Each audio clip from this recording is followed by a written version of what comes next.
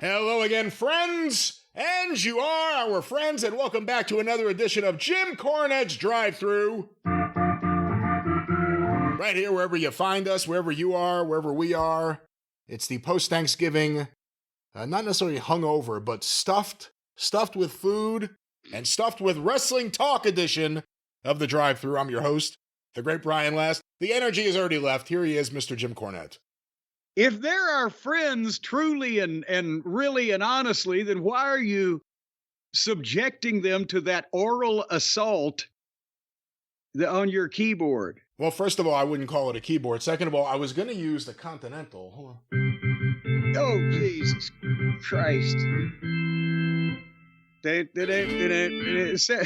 says like the music that follows the fat guy down the street. But well, if that's not okay, yeah, time out. If that's not a keyboard, then how do you make those sounds? That's part of the mystery. That's what people have to figure out in their head. You close your eyes. What does he look like? What is he playing? Where is he? What's going on? What's happening? Who am I? I don't know that a lot of thought would be given to any of those things, except maybe the last one by anybody out there. But nevertheless, and don't let me digress. It is the post-Thanksgiving. You know, Brian, here's the thing. There are people all over the United States of America. I don't know where else in the world. Maybe in our subsidiaries in Guam, they celebrate the American Thanksgiving on the last Thursday of the month of November, unless it falls on the last day of the month, in which case that it's the second to last. But that's a loophole we don't need to go into now. And Canadian Thanksgiving is when? It's like Wayne Gretzky's birthday or something, right? It's either that or no. The day after Christmas is when they box all their shit up and take it back if they don't want. Boxing Day, right? Oh, that's. I thought it was invented by Jack Curley. I didn't know what Boxing Day was. No, it was actually William Muldoon had a hand in it. But Google that while I continue on my tirade. So most people, the Friday after Thanksgiving, because it's followed by the Saturday and then Sunday and nobody works, so you just might as well just go the whole stretch. You get a Thanksgiving weekend. Many people out there are spending this day in celebratory fashion with their families and relaxing in the comfort of their easy chairs in front of their fires while they regurgitate all of that tryptophan from the turkey.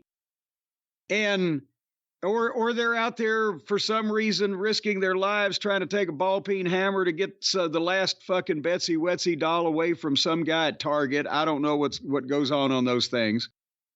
But here we are talking to each other. How did we get ourselves into this position? Have we done this to ourselves? We're independent contractors. We allegedly work for ourselves and set our own schedule, and for somehow we never have a day off when most people have a day off. How has this happened to ourselves? What, that grammar or what specifically you were speaking about? Well, then there it became. How is it? How has it happened that we, you and I, graduates of major universities, as Carson used to say to McMahon, have found ourselves in a position where we work on days when most people don't? Well, it depends if you consider it work or not. Well, it's talking to you for 4 hours. That's pretty laborious. Well, if that's too much, I could give you 4 hours of this. Well, but let's continue our conversation. Oh, okay. So it's the day after Thanksgiving, and yes, what was the menu like there at Last Manor? What did you have? Just a feast there on the table. You've got young ones there. You've got Swami. You got a whole bunch of mouths to feed. Have you taken in any refugees or even relatives that might have come by? There were no refugees here, but we had a lot of relatives here, and we had a fantastic feast. You bring up Swami, that's the biggest problem. All these people are at this big table. Who does the one person he comes to nonstop? Scratches the side of the seat, scratching my leg. He thinks I'm the only one there that's going to feed him, and he ends up being right. Because I get sick of him and I start throwing him turkey. Well, that he knows which side of the turkey his bread's buttered on. There. But it was delicious. Well, there you go. And See, we downsized this year at Castle Cornette. What'd you do? Let me guess. Emo's Pizza and your world famous macaroni and cheese. I don't have world famous. See, you don't even pay any attention when I try to teach you about the foodstuffs that go on in the world. You don't even, it's not macaroni and cheese for me, Mose. Oh, you're way off. You're just way off. It's not Mandalay Industries. You made a special meal, the Ghost and Mr. Chicken Parmesan. Actually, you know what? When I write my cookbook, I've been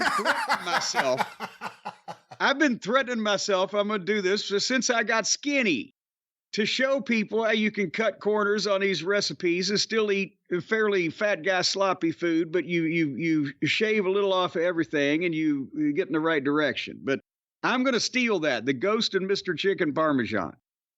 But no, because the in-laws, this is their last Thanksgiving in California before they'll be moved out here in the new year. And so they're all out there, and my cousin is indisposed because of his health, so there wasn't a big particular get-together there. So Stace and I decided I was only going to sign action figures for half a day, and then I knocked off, and we had a nice family Thanksgiving dinner with me and her and Harley, where we could sit here and watch cartoons on MeTV Tunes. Oh, how you get it? Whoa, let's stop right there, because you've never revealed that you finally accessed it. How do you get it? I got it because she got it on her TV and she knows how to turn it on and watch it. And I was sitting there while it was going on. She used an app? Apparently, you'll have to. It's no secret. She apps things. Right, but there's no MeTV Tunes app. You have to get it through another app. I was just curious what method she used to access these classic tunes. Oh, God damn it. Now you have to make everything fucking complicated? Something that was. She can change the channel on the TV on her phone. Yeah. I mean, everyone does that. You just say that. Yeah, like, hey, I can eat lightning and clap thunder. Well, yeah. Is it clap thunder? I always thought it was eat lightning, crap thunder. Well, it became clap thunder whenever the wrestler started stealing it on television, but you couldn't say crap. But anyway, back to the dinner over here at Castle Cornette. We had some peace and quiet. And I didn't feel guilty for not fucking doing anything for once. And Stace, with her bad back, by the way, we set up a station where she had a chair so she didn't have to stand for long periods of time because she prepares all this stuff. And I was the one to just stick it in the oven or pull it out to get basted or get pans out of the fucking high or low cupboards or whatever. So I was the sous chef. And actually, if I was ever a chef, I bet I'd get sued pretty much immediately. By Stephen Pinu. Well, I would think he would at least give me some kind of immunity, even if I poisoned somebody. Unless you fed him. Unless he had to eat the food. No, I would never do that. Anyway, Stacy fixes the best turkey. The skin is crispy with the seasoning that she does. It's like it's a goddamn rotisserie. It's history. That's my upcoming podcast, The History of Rotisserie Chicken. And then you'll do a coffee table book about it. Well, the legs will fold out anyway, because the skin is crispy and it's seasoned like a delicious rotisserie chicken with this special herbs and spices mixture she does, while the meat is still juicy on the inside instead of so dry you got to eat it in the rain like a lot of people's turkey. And I was just gnawing on one of the legs while I was putting things away after we ate dinner. Then I had dinner. But it was a succulent turkey is what it was. And, of course, with gravy, because you got to have that to put on the mashed potatoes. And she roasted some sweet potatoes because she likes sweet potatoes, and Harley had a few of those. Harley had her own baked naked chicken tender because she's so frisky and her appetite is back. We've got her on the right cocktail of medications per day. And we also had my mother's recipe of the broccoli and cheese stuffing, not broccoli and cheese, but broccoli and cheese casserole, which everybody likes, and stuffing, which Stace had to have, but I can take her leave because I feel like it takes up room. You could be eating more meat and you don't want to be a hero. And also green beans from Paul's Market, and she made a dozen deviled eggs. Just to say we did. All right. But it was just... Does Paul's Market have special green beans? What's that? They got great green beans. Great green. That's why we like the green beans. So instead of us trying to make substandard green beans, we get the good green beans from Paul's. And that was, so we see this all sitting on a table, and there's her, me, and Harley, and she's saying, just the two of us, we can eat it if we try.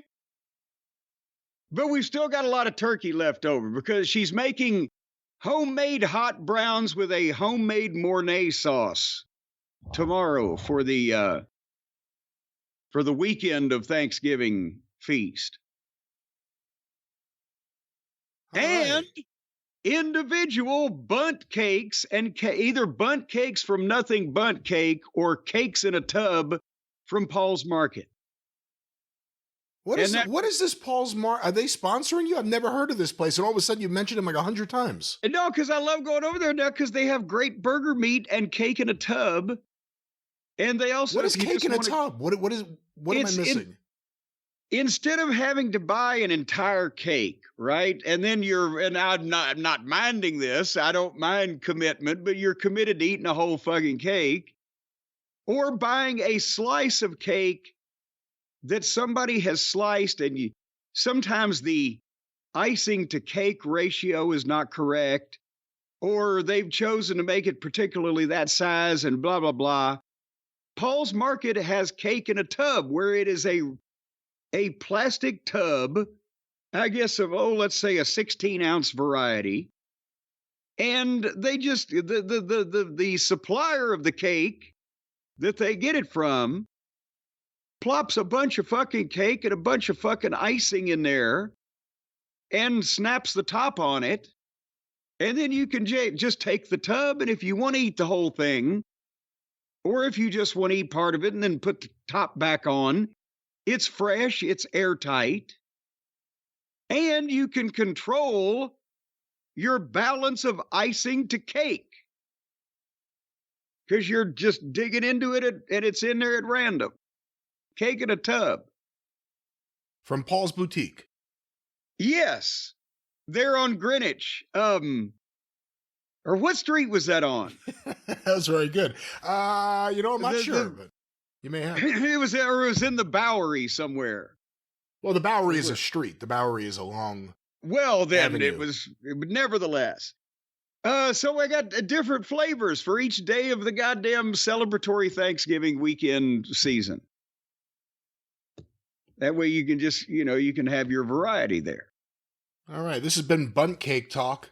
All right. Well, you know where you can get variety real quick, and let's get it out of the way. JimCornette.com. You can get all kinds of variety over there. And if you have, and you probably have, if you're hearing this, missed out on the $40 off on the Midnight Express action figure 4-pack that took place until Tuesday, December 3rd at noon, then God help you, as Mama Cornette would say, you have shit and fell back in it. But things are still on sale at everyday low prices at JimCornette.com. And again, God help you if you don't order quickly, because the day of Thanksgiving, we were almost caught up to the end of November as far as what's been signed and in the pipeline.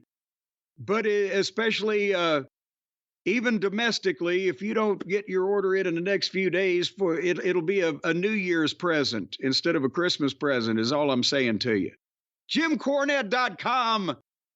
And no fucking body is going to beat you over the head with a ball-peen hammer trying to get in the door to get the last Betsy Wetsy doll. You know, one of my random new action figures, Brian, actually pisses itself. What do? You like squeeze the legs together and it pisses out? And no, it leaks for some fucking reason. I don't know why it came like that in the box. So I put it just at random and was, so one happy person is going to get a leaky Jim Cornette doll that pisses on itself.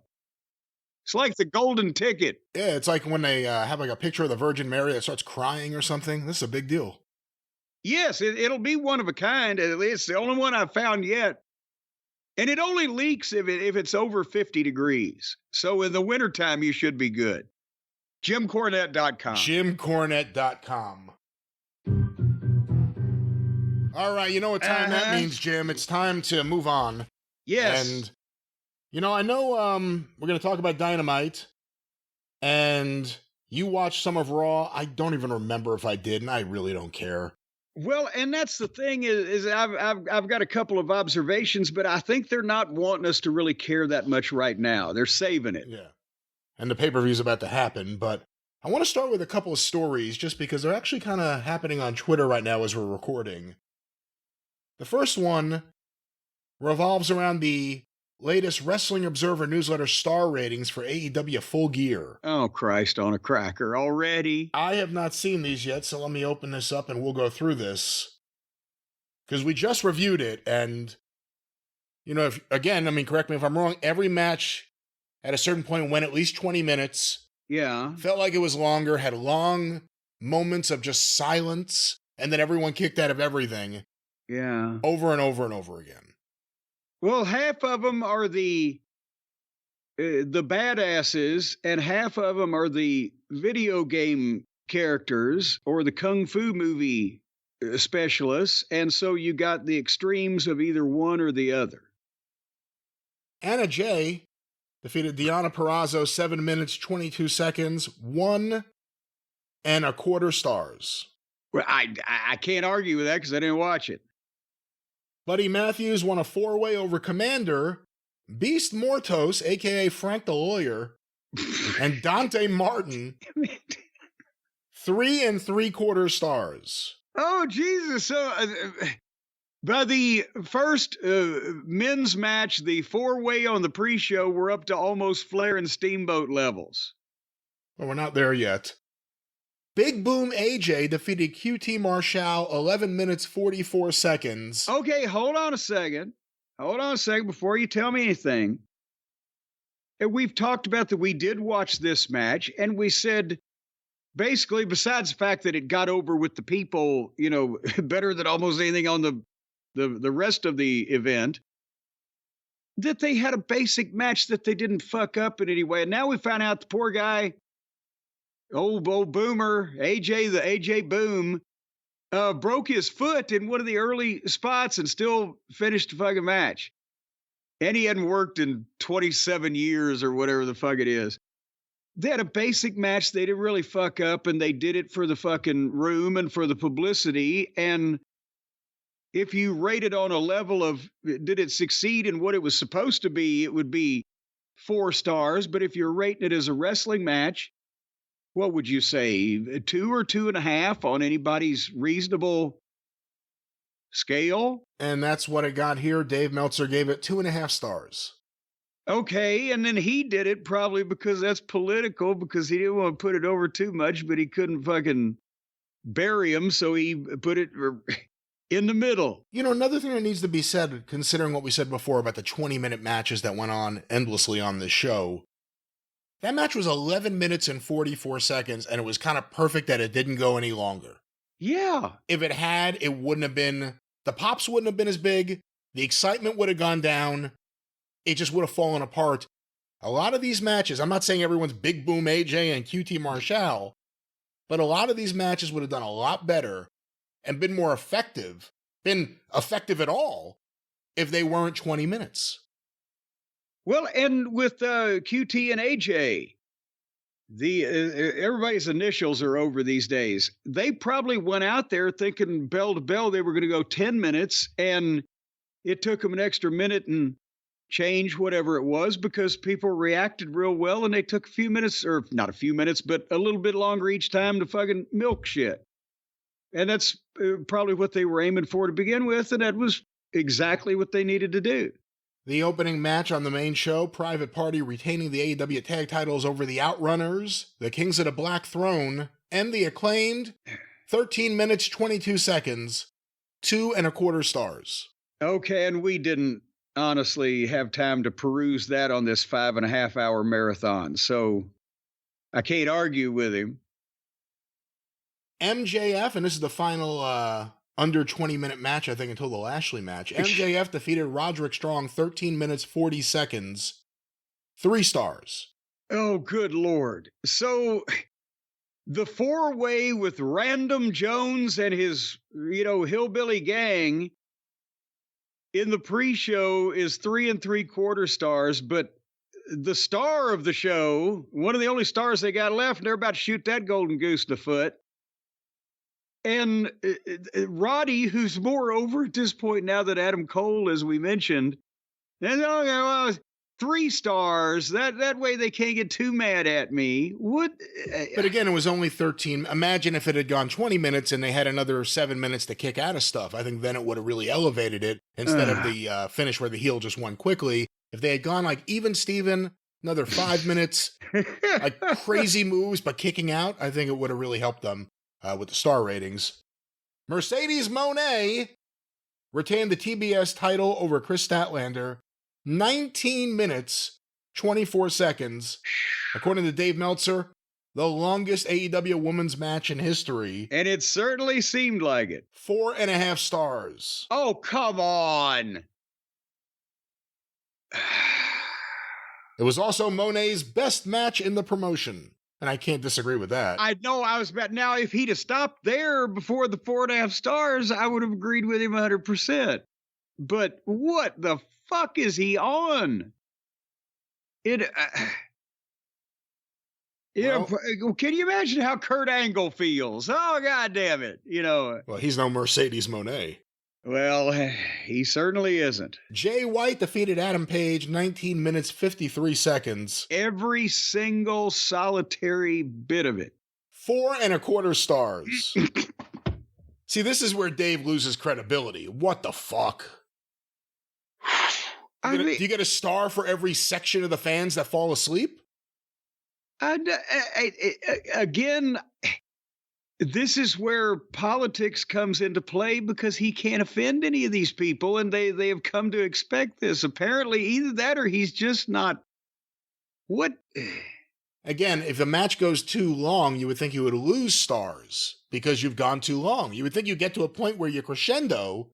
If you keep going past that, you're only going to lose, and they went a long time. But let's go to the next one. I don't think Dave ever gets to his crescendo. That's the problem. If he crescendoed more often, he wouldn't have time to fucking do shit like this. Well, I think that's the point of it. It went from a 4-star system to a 5-star system to a 6-star system to infinity. It's now infinity. Kyle Fletcher defeated Will Ospreay 24 minutes, 14 seconds. Hold on, let me count this. 5.25 stars. When they're all together like that, the little stars, sometimes you can't tell what's 5 or 6. Doesn't it take away from the match when one guy picks the other guy up and leaps off the apron of the ring and tombstone pile drives the motherfucker on the top of the steel ring stairs, and then they get up and start doing another 5 or 10 minutes worth of shit? That's not a demerit. No, because that's not how it works. Reality and realism don't really count when it comes to star ratings. But let's go to the next match. Daniel Garcia defeated Jack Perry to win the TNT title, 18 minutes, 15 seconds. 3 3/4 stars. Well, that's almost a slap in the face at this point. Yeah, and that's pretty high considering the crowd was dead. And, I mean, they came up for the finish of Garcia finally defeating Jack Perry, but that was a bad match. Well, I think, like you said about one of the matches, and it could apply in a number of cases, a lot of people popped it when the shit was over. Oh, thank God. Well, I think people were relieved that Jack Perry wouldn't be the champion. I think people there did want to see Garcia win, but also the heels won like almost every match on the show. This is one of the few examples where the heel didn't win. The next match, a surprise match, Konosuke Takeshita retained the international title over Ricochet, 19 minutes, 14 seconds, 4.25 stars. But, again, when you're getting up to the level of WrestleMania main events involving Michaels and The Undertaker and every top Flair match ever, and as I said, the angle scale, what is it? I think they repeat this every so often on the internet, but Ospreay has had 37 5-star matches or whatever, and Kurt Angle never had any. I can't remember whether this, I don't agree with 4.5 stars or whatever, but I can't remember whether this was any good or not. What was wrong with this? The crowd was dead because they were tired by this point, and the match went way too long. And then eventually Takeshita won, but again, I think what the finish, the finish was flat. Also, where they kept beating the baby faces. Whenever they'll beat them, they'll just beat them instead of fucking them or cheating them or in some way leaving it open. Well, there ought to be a rematch. Well, I'd never do that again in a million years. And then I just I'll boom, hit you with this. You're done. Bobby Lashley defeated Swerve Strickland 13 minutes, 24 seconds, 3 3/4 stars. Oh, good Lord. And again, now he's under 4 stars just because they didn't do cartwheels. Well, it was kind of one-sided. Maybe it wasn't even. It should have been. As we talked about, that's the only thing they could do because Lashley just got there. They rushed the whole thing. But if you talk about a match that pretty much accomplished the purpose, that was one, if not the other one being MJF, that accomplished some kind of business purpose leading forward or getting a star over or just not doing goofy, embarrassing shit. And finally, the main event. The AEW... Speaking of goofy, embarrassing shit. The AEW World Champion Jon Moxley defeated Orange Cassidy 19 minutes, 14 seconds, 4-star match.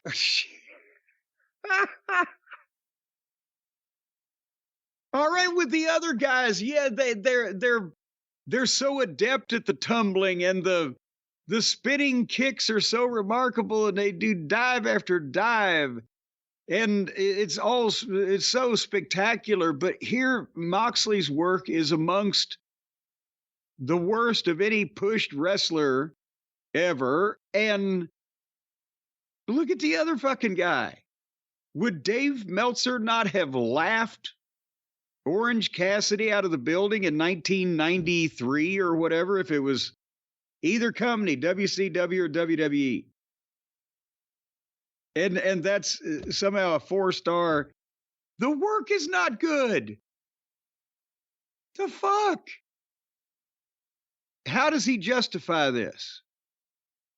I don't know if he really can justify it. Well, I think somebody ought to get him on a goddamn phone and say, justify this, but not acknowledge me, but justify me. Well, the interesting thing is, when Dave, because he has a very interesting way of just condescending and fighting with people on Twitter as a business strategy. But he'll say, I am critical of AEW. You don't read the issues. And again, we've said this before. He comes to the point that all of us came to a long time ago, months after everyone, and then acts like he had a big discovery. But you can't say, I'm properly critical of AEW when you just blow the matches that are part of the problem. That's part of the problem.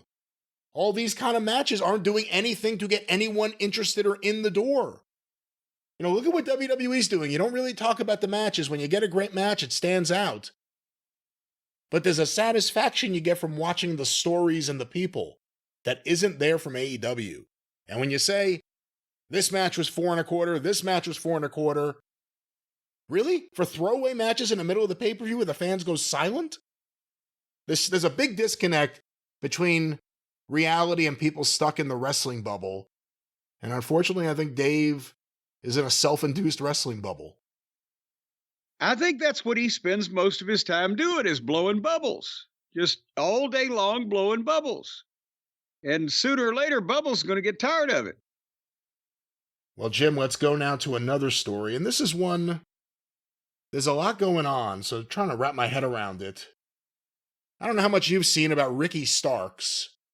Apparently, Ricky Starks, who we have not seen on TV since the spring, he was one of the tag team champions with Big Bill. And then he was gone and Big Bill was put with Jericho. He has been home. Everyone's been wondering what's going on. There are rumors that maybe Ricky Starks had, depending on how you see it, the wrong friends for AEW. Maybe the right friends for a career and for good advice. I don't know.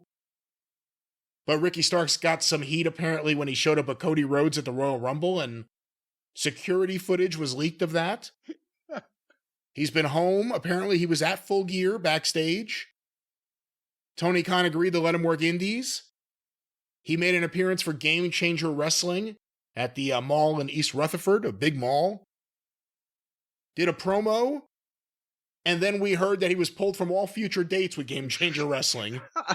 Now, this comes on the heels of us talking briefly about, they booked their second show at the Hammerstein. They did one a few years ago, I think, and it was kind of a disaster.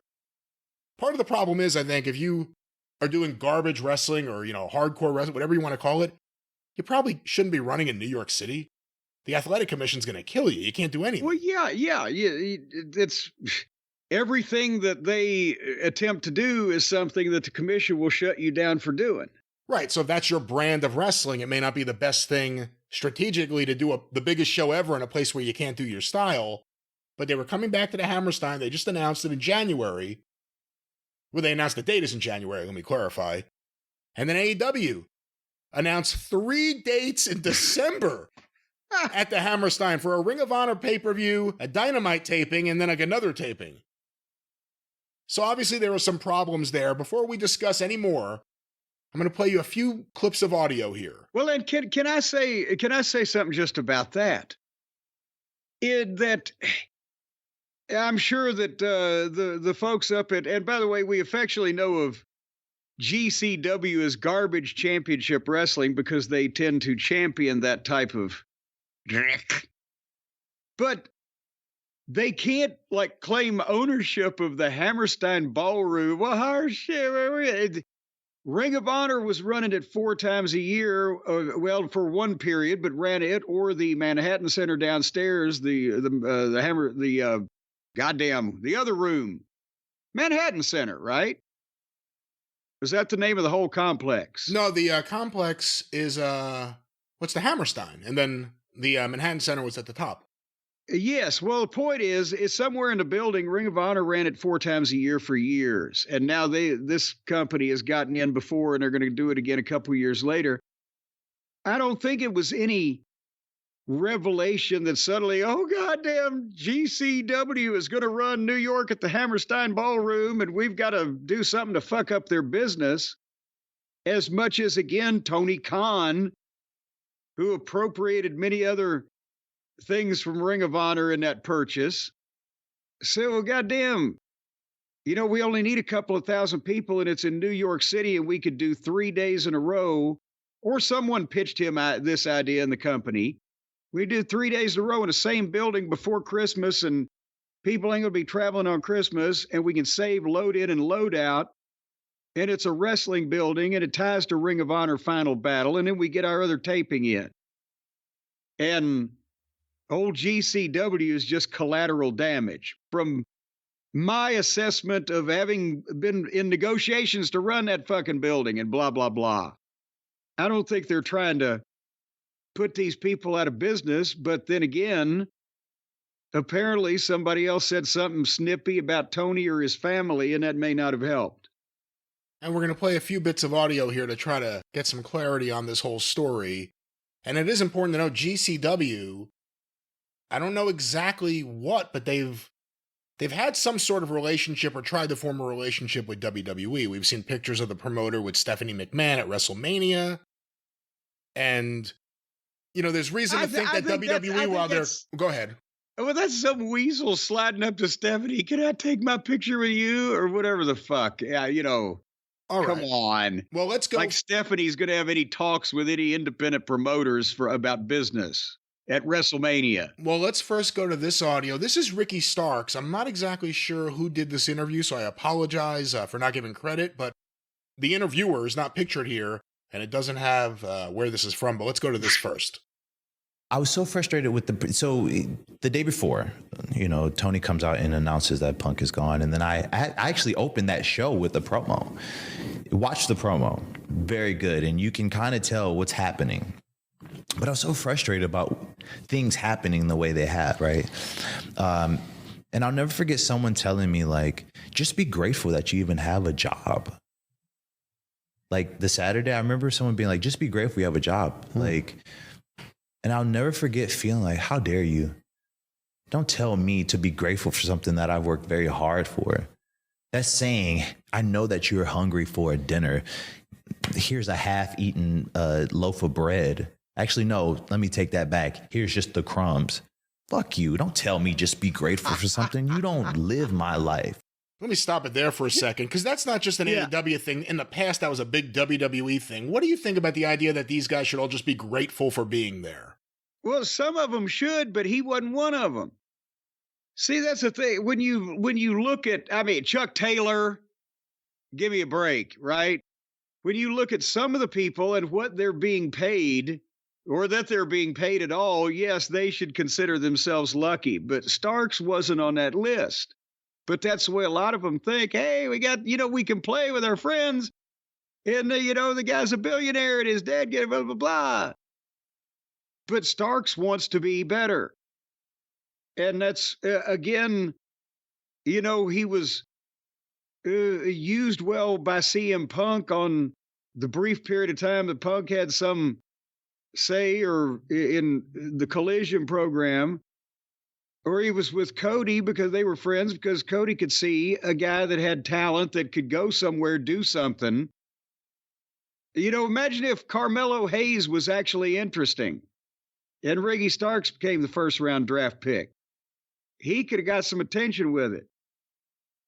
But he's got the wrong friends, because he was friends with other stars that were motivated to do business instead of be happy that they had fucking jobs or whatever. Well, let's go to the end of this part of Ricky Starks' audio. You don't understand the things that I have gone through to even just get in this moment. That it really set me off. So when it came to Sunday, I was looking forward to it, but I didn't realize what laid ahead of me and what I was actually going to be capable of doing. Let me stop it there. I have another little section of audio here from Ricky from the same interview, apparently. Let's go to this. This is talking about when he was caught on security camera with Cody Rhodes at the Royal Rumble. I had people from my job being like, I had one guy, he was just like, were you at the Rumble last night? I said, yeah, and what the fuck about it? What about it? He goes, just saying that's a bad look, I said, how is it a bad look? I can't control somebody taking a security footage while I'm walking to a bus. I don't control that. Like, how is that? Tell me how that is a bad look. We got people on our own program talking about other people at the other company, but yet me having my security footage exposed is a bad look. Give me a break. I had people from my job. Oh, and then it replayed itself. Yeah.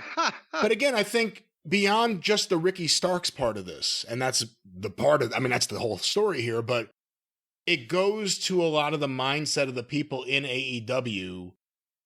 Again, Ricky Starks, in terms of political favor, he was a guy that Cody Rhodes was a big supporter of. He was a guy that purportedly CM Punk was a big supporter of. Those guys aren't there anymore. And certainly in the case of Punk publicly, it was an acrimonious split. And now he's still back there. And I must mention, this is all coming on the heels that right now on Twitter, the way they do the trending stuff's a little differently now. It's like stories. AEW's contract strategy with Ray Phoenix sparks debate. Because the word is now coming out, I guess, again today. Here, from the Wrestling Observer News, AEW is reportedly not letting Ray Phoenix out of his contract, but they have no plans to use him. So again, we're talking about Ricky Starks here, but the idea that people get sent home, never hear anything from AEW. We heard this really early on when Jelly Nutella left, remember? No one from the company ever contacted him ever again. Yes. And first, let me say that, by the way, so nobody can say, Cornette's a hypocrite. The guy from the WWF that went to the TNA show that time and got fired, he should have known better. He was sitting in a fucking crowd and was on camera on the production, not on security footage in the back of the goddamn building or wherever. And you, in modern times, in the old days, if a territory was running opposition and you showed up at their show, you were asking to get fired. But in the modern era, we've had numerous examples of people from the WWF going to indie shows or whatever, or vice, all these companies to support their friends and not making public appearances or being seen, whatever. Sometimes being seen, actually probably trying to. But he went to, I don't even know where he was in the building, but the only way they got any footage of him or anybody took a picture of him was the building security camera. So I think that's pretty much as kayfabe as you can get in the modern world to not make it draw an attention that you're somewhere for another company. So again, Ricky Starks in AEW limbo. Doesn't seem like he's much more knowledgeable about his situation than the fans are. And Tony Khan extending the contract of Rey Fenix, seemingly just because he knows that Rey Fenix is going to be signed by WWE. There are guys, again, purportedly, sent home, like Miro, who they don't intend to use. He won't approve any of their creative, and they won't let him out of his contract because they don't want him to go to WWE. There's a pattern here. Now, to the GCW end of it, before this Ricky Starks thing, there was some heat again, or I don't even know if heat's the right word, but probably just what the fuck are they doing? When they announced the Hammerstein dates, Effie, who's a wrestler for GCW, I believe he's one of their top guys. Effie? He's the one famous for trying to shove Marco Stunt's face onto a dildo. Oh, geez. He's, there's some sort of perverted gimmick. I don't know what, but he was on a podcast, or it's his podcast, I'm not sure, commenting about AEW and GCW and this Hammerstein thing. So I got a few bits of audio here. Let's see what he says. We are moving forward to the big Hammerstein show. And let me be honest, all right? I'm not going to sound be bitter. frank. I'm going to be fucking frank. We announced the show. It's big. We're returning almost 3 years later to the date. Big time. And there's no way it's not going to make me sound like somebody could clip this and be like, he's being a jealous bitch. Not only 2 weeks later, AEW announces they're going to do the same venue 3 nights. For them, it would be considered a smaller venue. Ring of Honor historically has used this venue. WWE has historically used this venue. ECW has historically used this venue. There's a lot of wrestling history in this venue. The current Ring of Honor is not what Ring of Honor was before. It's mostly just kind of their AEW dark product. I understand they want to do it. It's very exciting for people to do it. I don't understand why there's no exclusivity to wrestling. I guess we didn't negotiate it. But Well, let me stop it there for a second, because again, you have negotiated with that building. In terms of exclusivity for wrestling product, should it be there? Is that something you could have asked for and would have gotten, or is that something that would have never been on the table? And if AEW's booked themselves in there and they announced it 2 weeks after GCW, based on your experience, how long do you think AEW at a minimum would have likely been negotiating with the building or talking to the building? Do you think it's something that they would have done right after GCW's announcement and put the deal together in 2 weeks, or what do you think? Oh,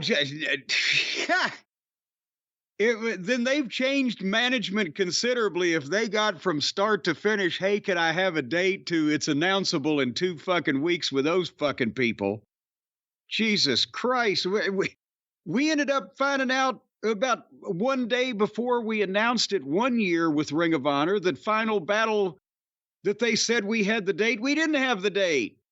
And we had to do it a week later because they said, oh, well, we rented the upstairs building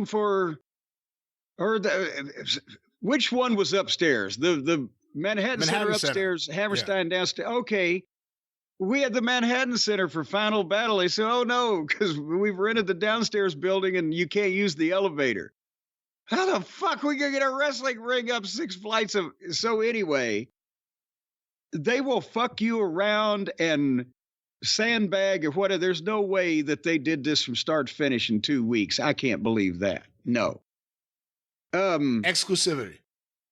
Yeah, you can't get exclusivity if you've never run the building before. You can't just say, okay, now you're not going to take any other wrestling shows, right?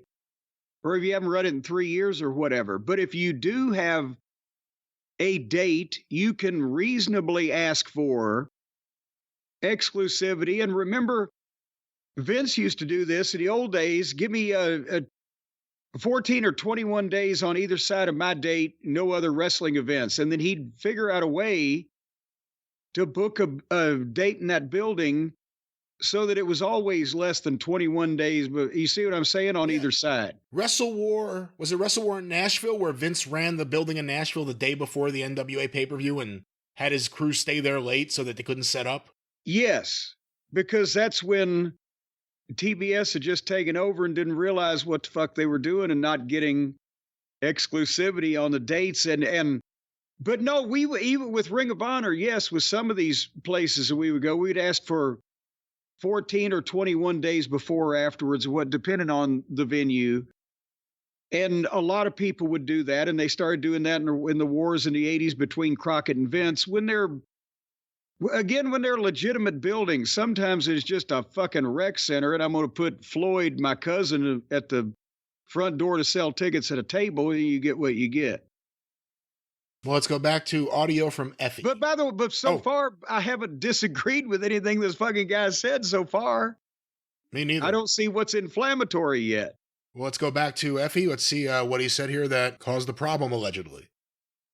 It's very confusing that, like, within the same month, y'all got to run the same venue as us. When for us as an independent, this is a larger thing. For you, this is a way to cover up the fact that a Ring of Honor pay-per-view right now could not sell out the tickets you think it could. And even asking Daniel Bryan to come back for the last big one you did in Texas to come to that show still wasn't that sold on. Well, there's the TikTok noise there at the end. That's where this video came from. That's the end of part one. I mean, I could see why Tony, being sensitive, would have a little bit of a problem with. At the very end, they're saying, I could see why you're doing it because you can't sell tickets to Ring of Honor under your management. We've come to find out that when people even just talk sternly or strenuously to Tony, that he tends to get intimidated, and just because he's not used to that type of thing in this world. So that's right. Maybe that is it. I don't. Anyway, what's in part two? Yeah, here's more from Effie. Still wasn't that sold on tickets. And this is nothing to the talent. I think the talent, you should take anything you can get. But also, y'all have no buzz, no draw. And we've been riding the lightning on having to actually run a profitable company for the past few years to continue existing. We do not have as much backup. I'll put it this way. My company, I don't run a company. Our company, GCW can't run on a $40 million deficit and continue to run shows. Let me stop it there for a moment. Okay. I think we may have found the smoking gun. We may have gotten to the root of the problem here, Doctor. Well, yeah. And again, I don't know about whether or not Garbage Championship Wrestling, because let's remember who we're talking about still here, is riding the lightning bolt, riding the edge of the lightning bolt, baby, on their own part. But, But in terms of having to be profitable, though, that's the thing. Yeah. That is a company, I'm pretty sure they don't have multi-million-dollar investors. They are, bootstrapping it. So whatever success they do have, they have to make it work. Apart from a little overconfidence in his team, I again still can't disagree with he's speaking facts. It's what he's doing, but I see the part where Tony Khan may have got nettled. Well, let's go back to this. But some of us have the privilege of being able to run at a $40 million deficit. Brett doesn't own a football team? Brett does not own a football team. Brett doesn't have a dad who pays him to stay away. I don't want this to be a personal thing. Like, I don't. But, hey, guys, you're not the only game in town. It's fine. I can't stop you from running venues. But in my line of work, when TNA Impact wanted to run center stage, GCW, a month before and a month after, were told we could not have those dates that we had secured before because it was competing with something they were doing. And now it just seems the game and the respect never goes both ways, and it's fine. We're not mad. Our people will be there. Our show will be great. We will show it out. But it isn't fun to see that, like, we're so out of ideas right now that the timing is that conspicuous to you showing up and doing that immediately after we announced that we're doing that. Well, there it is, part two. And I think that's the other line. Center Stage, we ran also, and they will do that. It's a smaller facility. They're a little bit more professionally run down there in Atlanta than this fucking Mooney orifice that we're talking about here. And also it's Atlanta, not New York City. So as I recall, they did do a month before and after as an exclusivity period for a particular genre of event, not like just concert, but pro wrestling is kind of a specific thing. One of the lines that people have really honed in on that apparently was one that upset Tony Khan, and I'm not even sure how this was brought to Tony's attention, this interview, you would think Tony's a busy guy, was saying that Tony's dad paid him to stay away. Yeah, that was a little stiff. And I didn't know he had to stay away because everybody says the Jaguars are pretty much as sloppy as AEW. AEW apparently pulled Ricky Starks from future GCW dates, including, I believe, the Hammerstein. And the word that came back but was... they won't let him work their show on the Hammerstein. So the word that came back was this Effie interview was a big part of the reason why, if not the primary reason why. What do you think of that? Because again, Effie doesn't own the company. He's just a wrestler on the show. He even said it there. It's not my company. It's our company. What do you think about the idea that a promotion's being punished? Well, that's the only way you could see this, because it's embarrassing as fuck when you have someone debut, announce dates, and then the next day he's pulled. That's embarrassing. Well, there's levels to this. There's degrees to this. Interpromotional commingling. In Ring of Honor 10, 12 years ago, whatever it was, some of these guys still wanted to work pro wrestling guerrilla in Reseda because it was where they went and played with their friends. And even though they got contracts, they said, can we please do this? All right. They're not on pay-per-view. They're not on television. Nobody knows about it. They sell DVDs. You can do this. But then, that was the thing. It always had been with Kerry Silkin, yes, blah, blah, blah. But with Sinclair, they're signing contracts. Blah, blah. They're wondering, why are these people being allowed to go do this in a barn, right? So we would give them that wanted it, the exemption to go to PWG. And then somebody, I can't remember who, got hurt. It wasn't life-threatening, but injured and missed some shows. And we're like, why are we doing this again? Because they want to. But what the fuck? We've got to go tell somebody in the Sinclair accounting department that we've got to, we got to goddamn pay this guy for these couple of shows, but he can't wrestle. He's going to talk because he hurt himself. Where'd he hurt himself? Well, somewhere else. Yeah, blah, blah, blah. So there's reasons why that you would not want, and exclusivity in markets or confusion in the marketplace. You wouldn't want your regular guys doing things for smaller promotions that would conflict with your business. But having said that, they're not using this fucking guy. They are paying him, but obviously they don't want to use him, and he obviously don't want to be there. They won't let him go. So they say, all right, we'll let you do some independence because he wants to wrestle. He's going to be if he doesn't wrestle for 2 years, he's going to kind of be the shits for a while again. So they tell him he can work some dates where at least he can work on some shit and get out there and blah, blah, blah. And then what I think is probably, as I said, an unrelated matter, AEW has reached the point where they have to go to as small of a building as GCW considers a big building. And they've met in the middle, but they couldn't have done this from scratch in 2 weeks. I'm sorry. And Blabbermouth there said the truth and pissed off an overly sensitive man. And now or somebody, around Tony go, well, see those outlaws?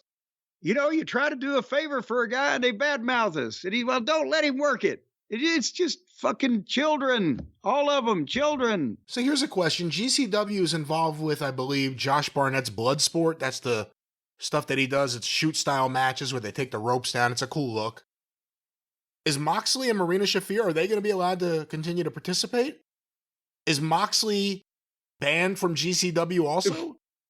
Because there were stories where Moxley apparently held up the promoter. I don't know if you want to say hold up. I'll say it. He held up the promoter and said he insisted on Nick Gage getting paid the same amount that he does, or he wouldn't work. Oh, well, that would have put an end to fucking me offering Mr. Moxley any continued dates as a promoter. But, you know, you never know. It will be interesting if they go play in somebody else's pool after this guy has muddied the puddle. And here's what the Observer says about this. While nobody officially said anything, the strong belief actually confirmed to us. The strong belief actually... Well, there's a lot going on in this.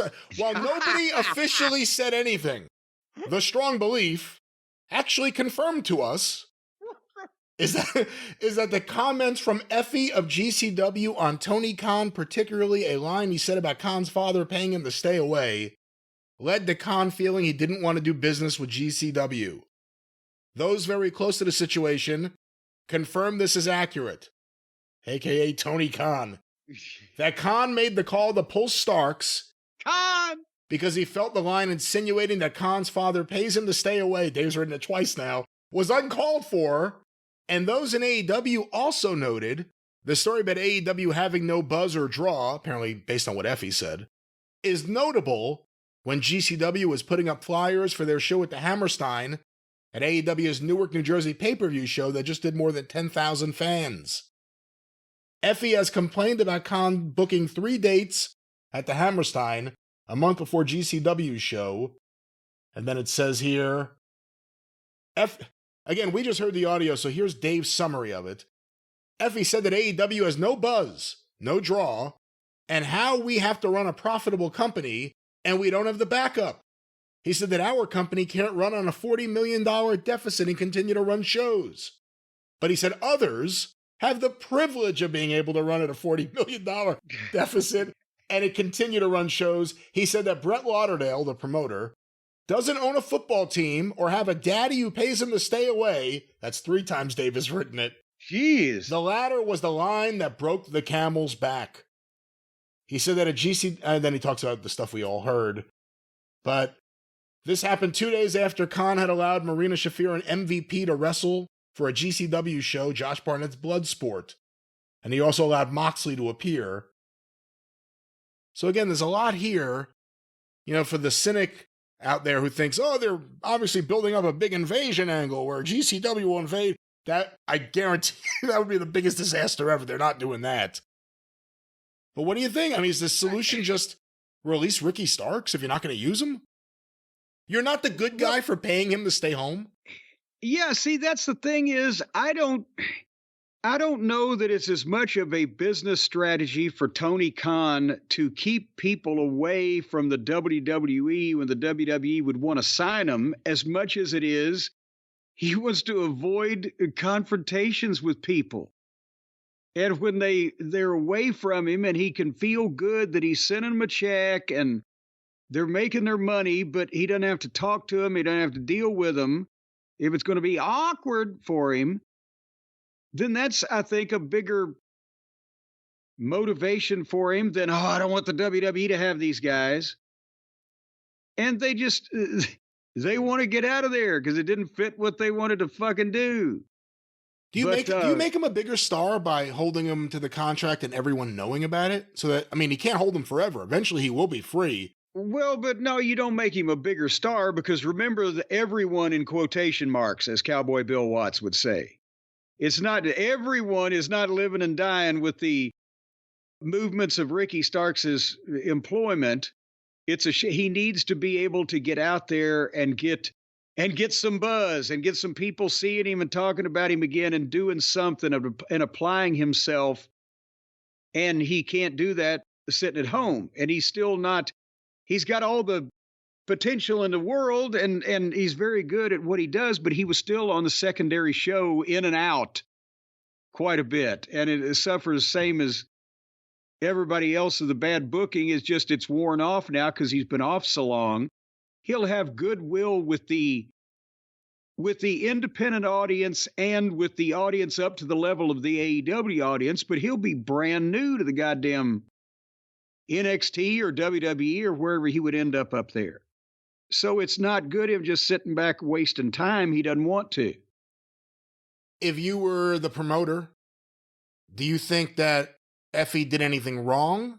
Did Effie do anything wrong? I mean, he's on his podcast venting his frustrations about a very real situation. This is before the Ricky Starks thing. Was Effie wrong to take that public, or was it just that, the shots at Tony Khan obviously had repercussions? Well, we don't know how the promoter thinks, because maybe there was talk, maybe the promoter already had decided, well, fuck these fucking people anyway or whatever. But I don't know. I wouldn't know a picture of Effie if I saw it on a post office wall. I've never seen Effie wrestle or whatever the fuck. But I would assume that Effie is not one of the main event guys. Here's the thing I'm trying to say. If this promoter of Garbage Championship Wrestling still wanted to use AEW guys and still was having a relationship with them just because they had announced the Hammerstein ballroom events, and one of my underneath or middle card guys or even a main event guy went into business for himself and said shit in public that pissed the promoter off to where I can't now use the talent or the goddamn business relationship, I would be with a club beating fucking Effie over the head right now. But if that had already been blown up behind the scenes before he made these comments and he didn't know it, or the promoter feels the same way that Effie does, well, then that's another matter. But and should Tony keep holding these guys to their contracts? Well, hold on.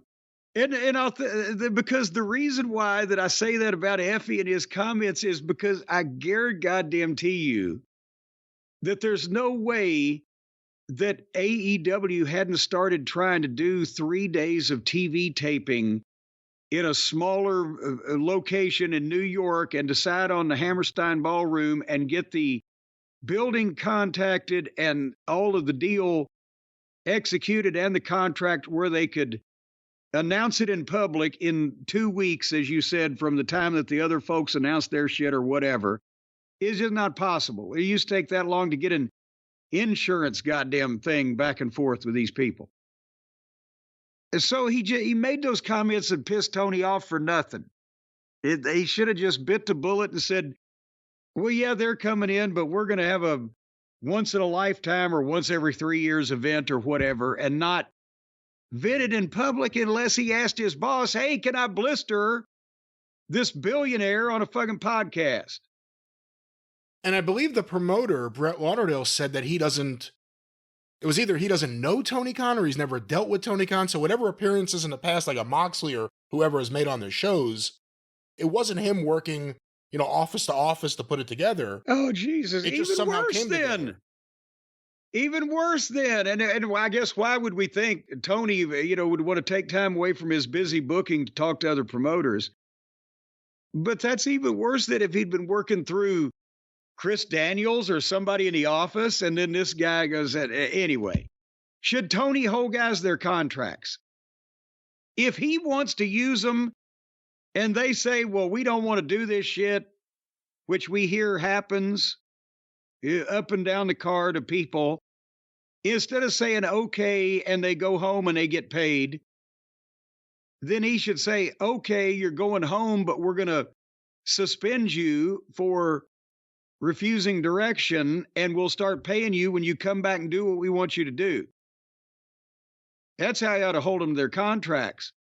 Or if they just say, no, I'm going home and I'm not coming back until you find something creatively I like, then yeah, hold them to their contracts and say, no, you're going to goddamn do this.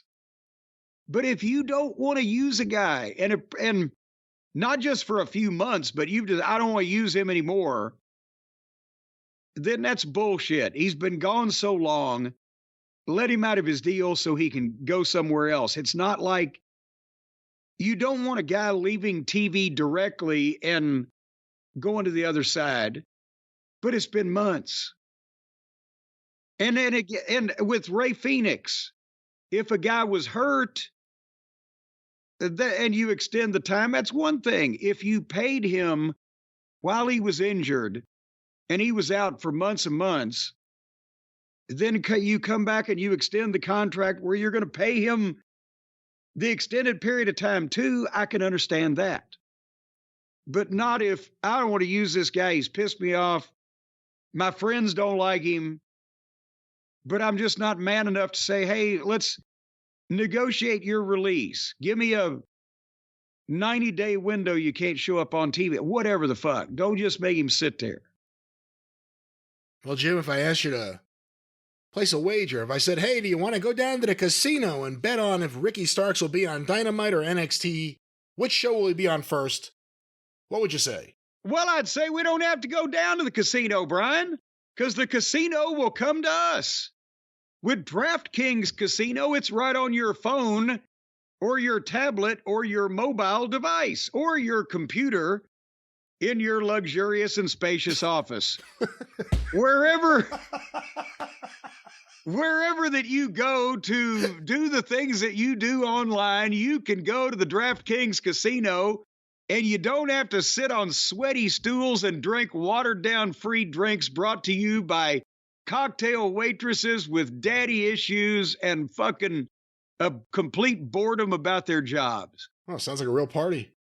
Because now that's right. You can party in your house with DraftKings Casino, and you can do all the things that you can't do in a real casino in your own house. Just don't let anybody know about it. No cocktail waitresses supplied by DraftKings. Well, you got to get your own of those, but DraftKings will send you some booze. But anyway, no, they won't do. Let's just clarify that right now. They will not be sending any alcohol to anyone, especially interstate. Oh, so it just the head DraftKings guy must just like me. Well, it's the most wonderful time of the year, folks. Holidays on the house at DraftKings Casino. With this season's offerings, you'll unwrap everything on your list except the cocktail waitresses. Exclusive games, huge jackpots, exciting rewards, and the folks at DraftKings are offering a warm welcome to new players with $100 instantly. Hold on. That was a better snap. At the snap of a finger instantly, $100 in casino credits with just a $10 wager. And everybody, new and old customers, whether you're 8 or 80, well, I guess you got to be 18. Over the age somewhere. Yeah, over the age of whatever the age is, but not. Yes. It'd just be 25 just in case. But you can be as old as you want. You can be you're ready to turn to dust. And they'll take your money. Everybody can get in on the action with a holiday reward every week. So right now, sign up with code Cornette. That's my last name, and there's an E on the end. Spell it right now. Because the holiday cheer is here only on DraftKings Casino. The code Cornette for $100 instantly in casino credits. And you can use that, I understand, at the snack bar for cheesesteak sandwiches, the casino credits. $100 with just a $10 wager. That's code right. Cornette. Yes, that's right. And actually, Jim, on this note, we have a very special holiday message from a friend of ours. Let's go to that now.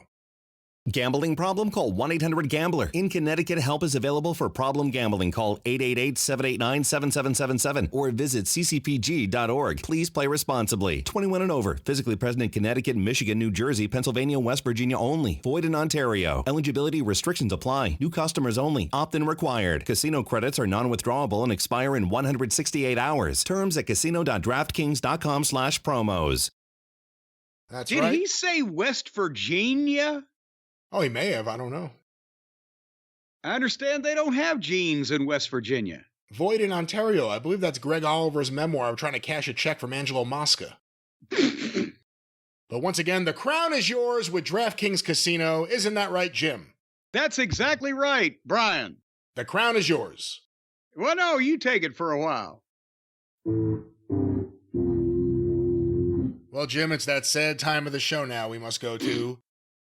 This past Monday, another WWE Raw, a 2-hour edition, something to be happy about, but maybe because it was Thanksgiving week, maybe because there really wasn't anything pulling me to the show, I had it on in the background, and I don't even remember how much of it I saw, but... Well, what did you watch? That right there is what... No, the Raw... You see, that's the problem. That has sounded better in the past. The Raw this past Monday, I think, is part of a bigger strategy, Brian. This is what I was going to ask you about. Are they not tanking the show, but are they cooling the show off because in a little over a month, we're going to debut on Netflix with John Cena's retirement tour, and The Rock is lurking in a piss bottle somewhere, and on a farm. The move to Netflix, and they're going to bring some more. Punk is back. Drew McIntyre is going to come back. We got more stars that are going to be coming back. Pissberry Farms. That could be The Rock's farm. Pissberry Farm remembers. So the question is, are they just cooling this thing off? They were in Glendale, Arizona. Huh. And I remember that great song, Somebody Robbed the Glendale Train by the New Riders. What? This morning, 9:30.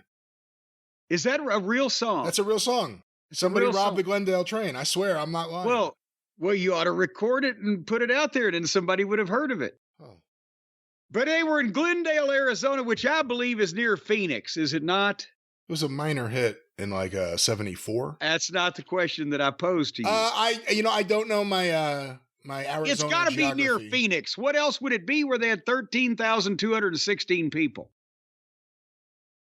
Where else besides around Phoenix and Arizona would they be doing that?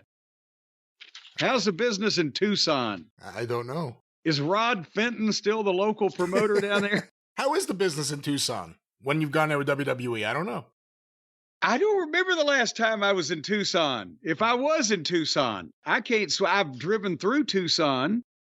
I had to work Tucson once. But maybe I was Tucson to remember.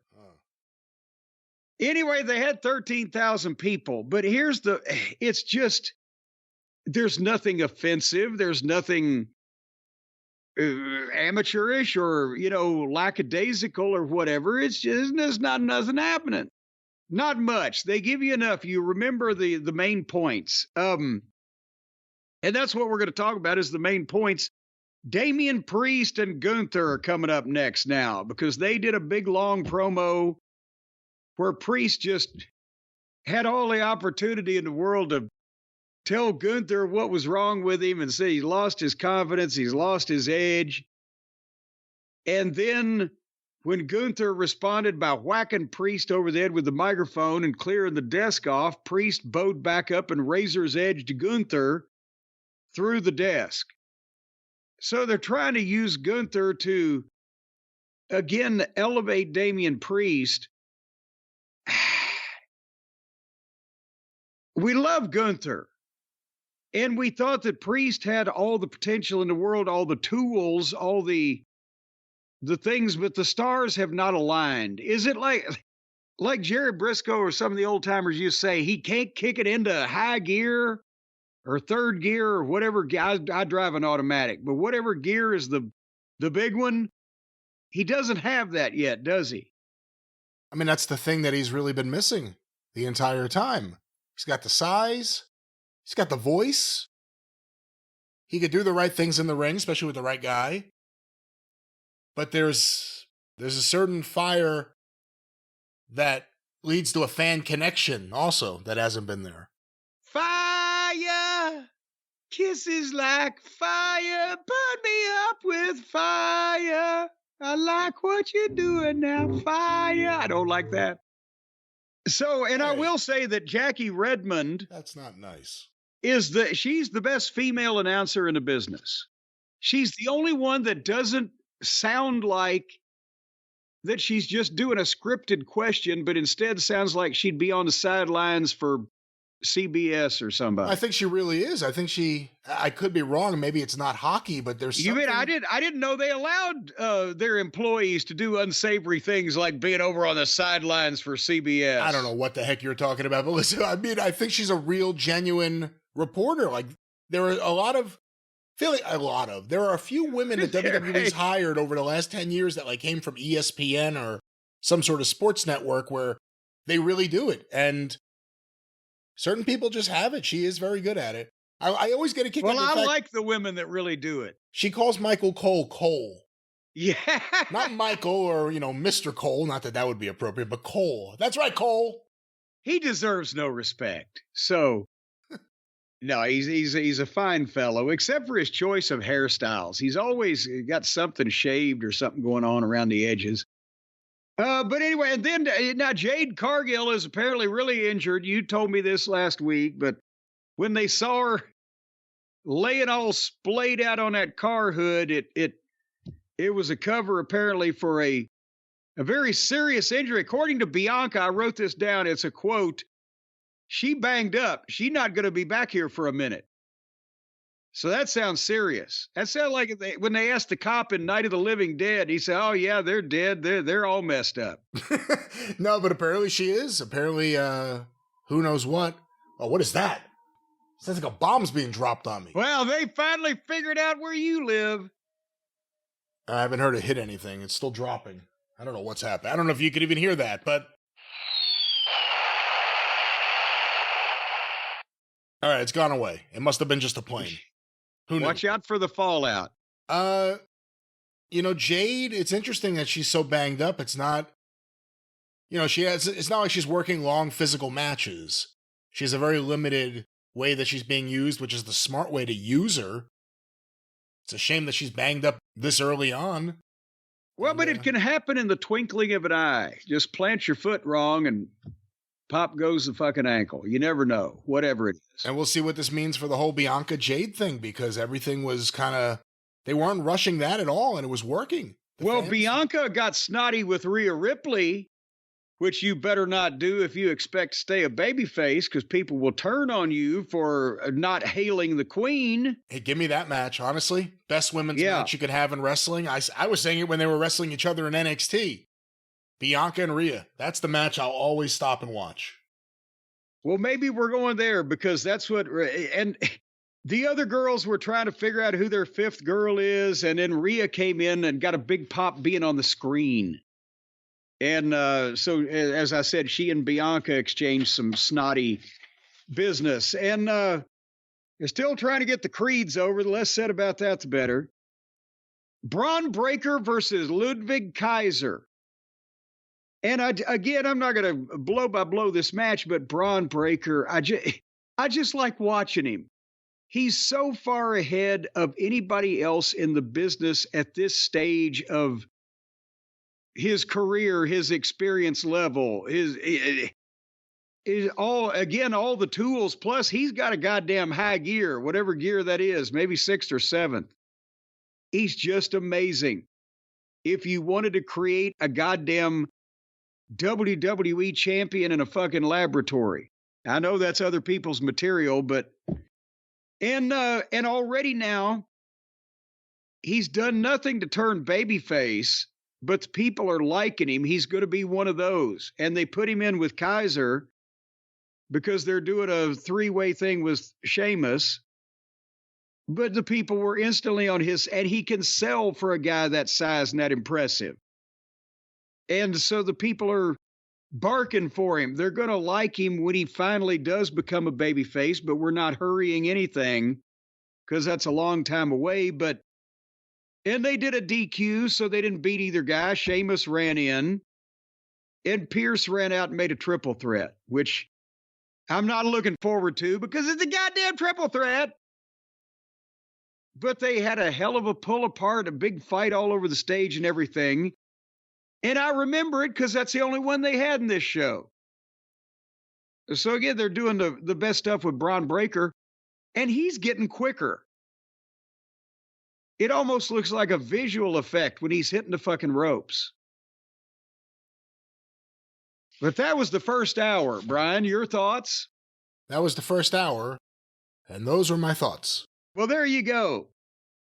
And then we finally got, I don't think it's a breakup, but it's stern words between the New Day. Normally, I wouldn't even have bothered to watch, but I had to say they got beat in like 30 seconds by Otis and Tozawa. And then This is the 10th anniversary, wasn't it? Yes. Well, no, it's about to be. They've announced it. So, because that was what they mentioned at the close of this, but they walk back arguing with each other, and they spend some time telling each other off big time. And it sounded like both of them had a point. And the crowd didn't particularly give a shit about the match. They were excited it was over that quickly, but they were into the argument. And Kofi told Woods that he's never been champion because he isn't good enough. And Woods said he was good enough to help make Kofi champion. And then he lost to Brock in 6 seconds. And the crowd started, and they're in the back with the camera shooting them. They're showing it to the crowd on the screen. And the crowd is chanting, fight, fight, fight. So they've been getting this shit over. And then they told each other that they would see each other at their anniversary. So I'm sure that's going to be a big wing-ding with the ring dressed with some type of anniversary apparatus.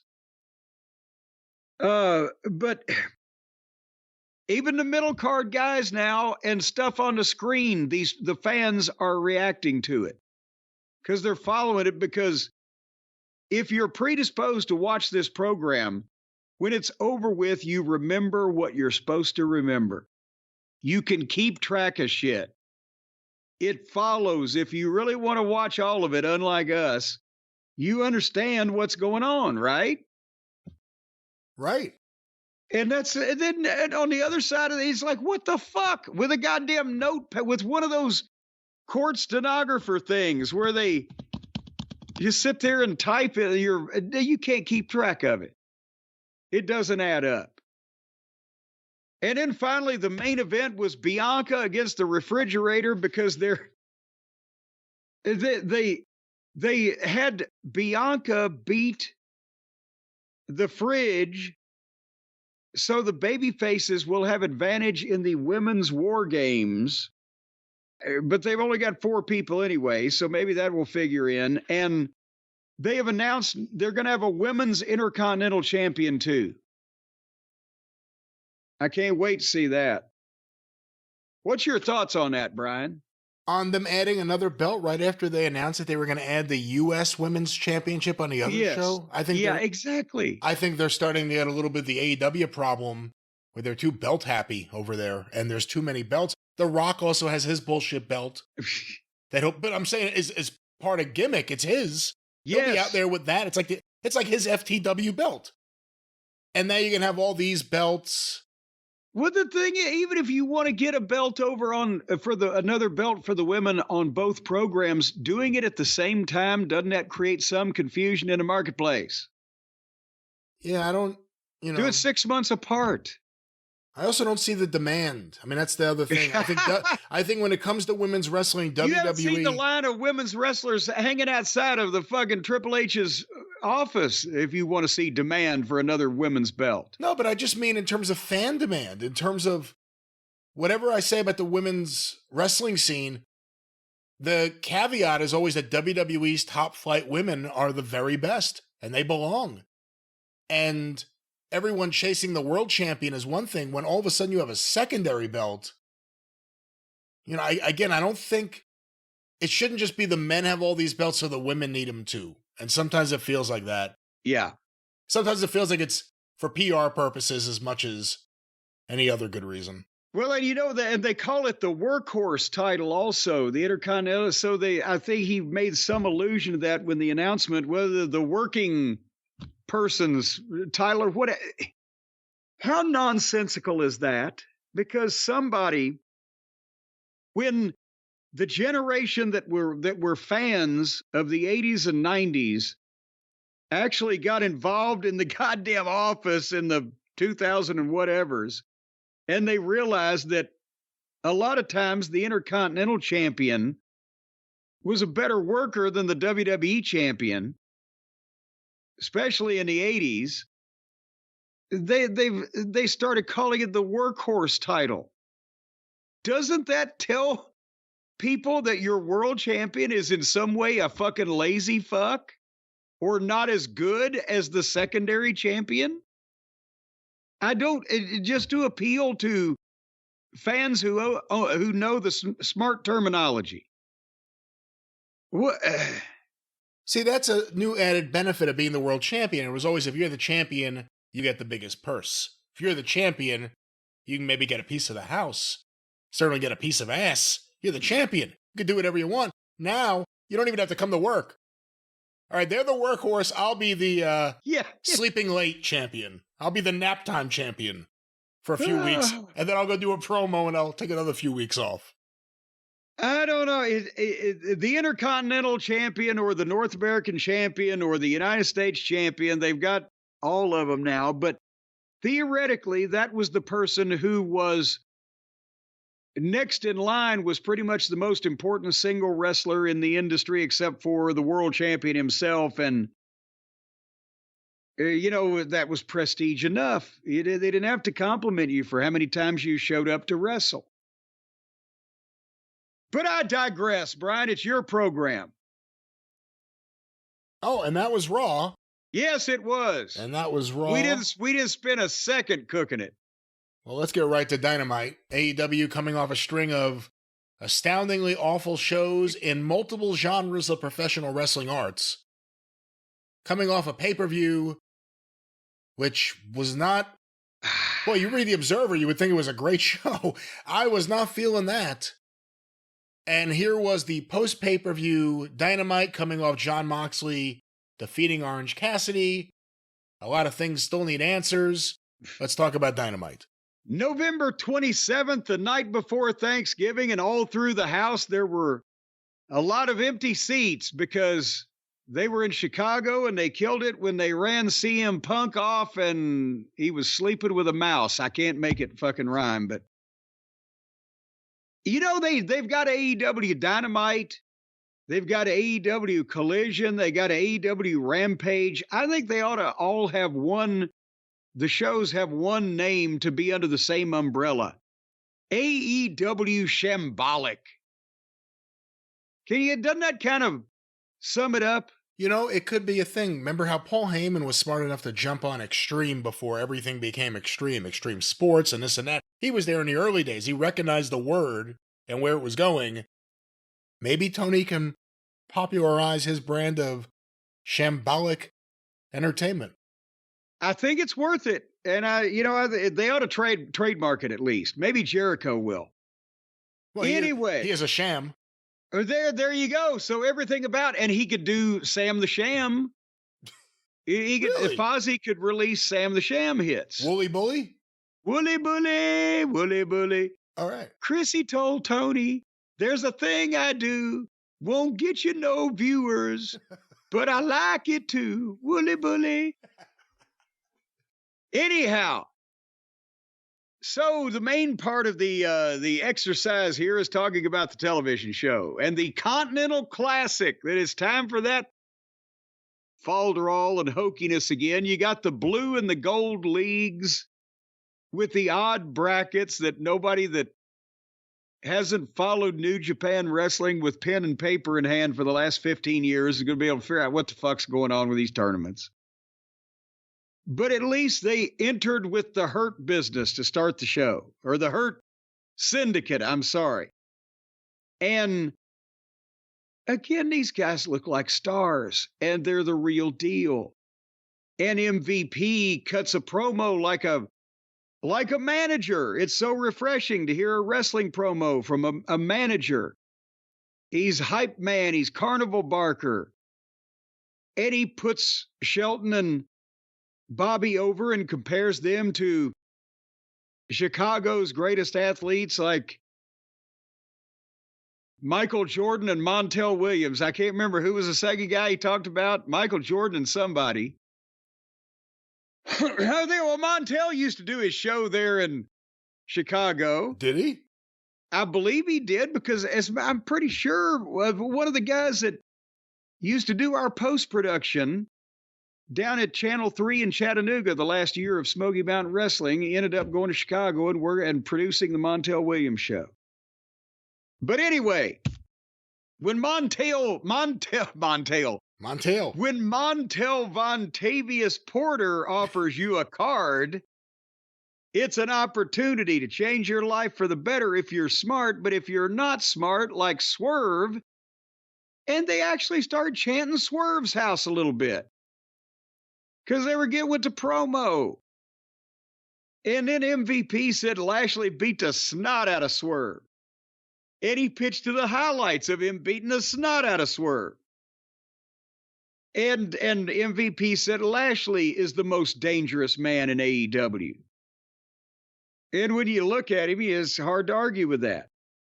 And then Shelton is going to have a tournament match here. We'll see how this progresses. But the opening promo, they look like stars. They're getting a reaction. They've obviously, there's so much of themselves in this that I'm sure they, in their matches, that I'm sure they have some type of input. And, you know, it's kind of like it's an island unto itself in terms of a gimmick or a group or whatever you want to call it that you're supposed to take seriously. But they're doing a good job so far in this program, at least. Yeah, they carry themselves like stars. It's not even that they look like it. They carry themselves like it. And again, it's AEW and they fuck up everything and this tournament's about to happen. But Shelton's been... I'm more interested in Shelton right now than I was in the last good while of his run in WWE. Well, and that's the thing, is because you can tell he's motivated because he's got some spotlight. They were using him as an afterthought, or if that, or just, you know, go out there and do a minute and a half, Shelton, whatever. And what can you do with that? But now he's always been this good. He just didn't have opportunity or particularly even reason the last few times we've seen him up there to show it. And then again, you know, the tournament, okay, it's a good way to get him in that. I fear where it's going to go unless he wins or places highly, because I can't read those goddamn brackets and graphics, and I don't know what the fuck is going to happen. But if he's in this tournament, he's got to get in the ring with Jack Perry or somebody and actually make the guy look like he's competitive. The bloom could be off this quick, but we'll see. But he had Shelton, that is, he had a tournament match then with Mark Briscoe. And this was, you saw some of them. In Ring of Honor, the Briscoes had a ton of great matches with Shelton Benjamin and Charlie Haas, so they know each other. They have for, a number of years. So the match was fine. But it's the rules. This is the tournament where nobody's allowed at ringside, no seconds, no managers, and nobody's allowed to run in. Remember they did this last year, which just tells everybody that, well, they could just tell people you can't run in anytime they want to.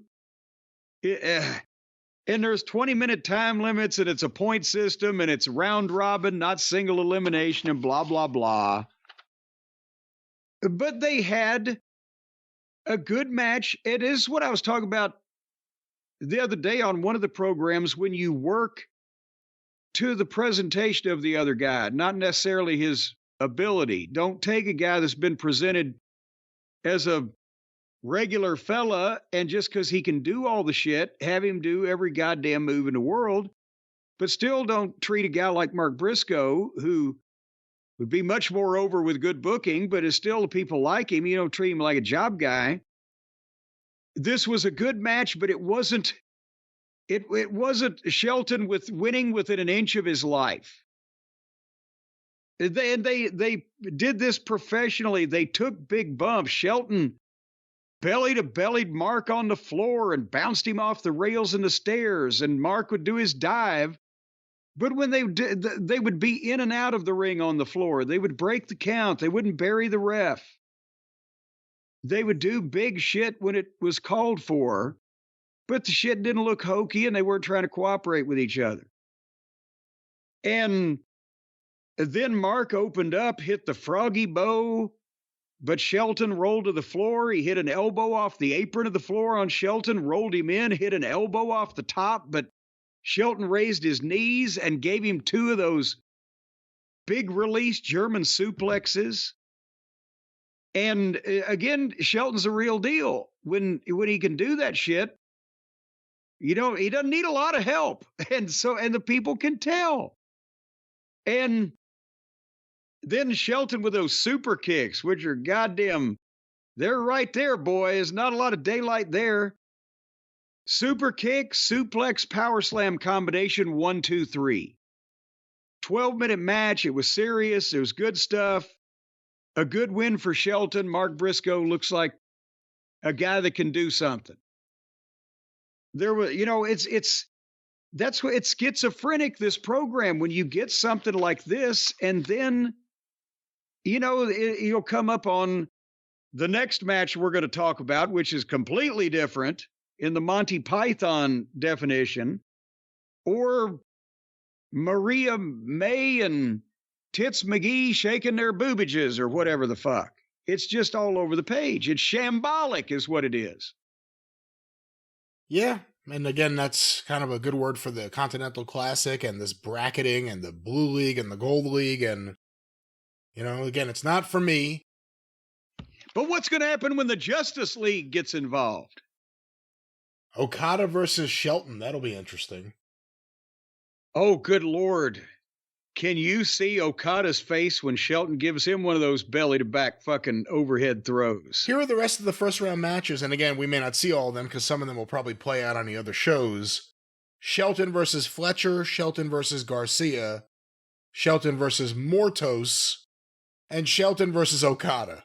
Jesus Christ, how many matches is somebody going to have to win this tournament?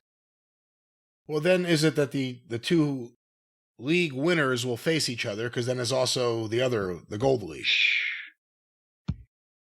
Well, speaking of, there's somebody else that could enter that tournament because they're unemployed from their previous occupation, Brian. Camille is apparently a free agent now because Tony Schiavone brought her and Mercedes Moon out to do an interview. And Mercedes started talking, and the fans were groaning. It wasn't like, boo, we hate you. It was like, oh, God, please don't talk anymore. Jesus Christ, this fucking dribble.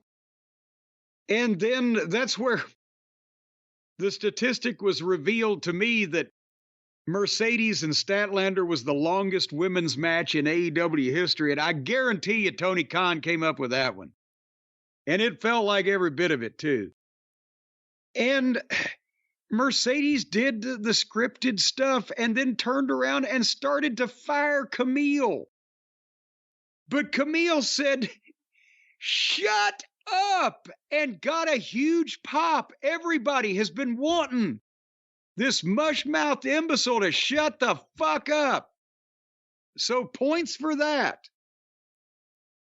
But Camille says, are you stupid? You can't fire me because I quit. And she walked off and left. That's it. That's the thing. In under 3 months, she came in as a dominant female bodyguard you weren't going to want to fuck with. And then she's been beaten and woman-handled and turned into a flunky. And then on the verge of being fired, she bows up and says, I quit. And and she didn't beat up Mercedes, or there was no split. There was no breakup. It was like, fuck you. Well, fuck you. And that's it. What was the meaning of all of this?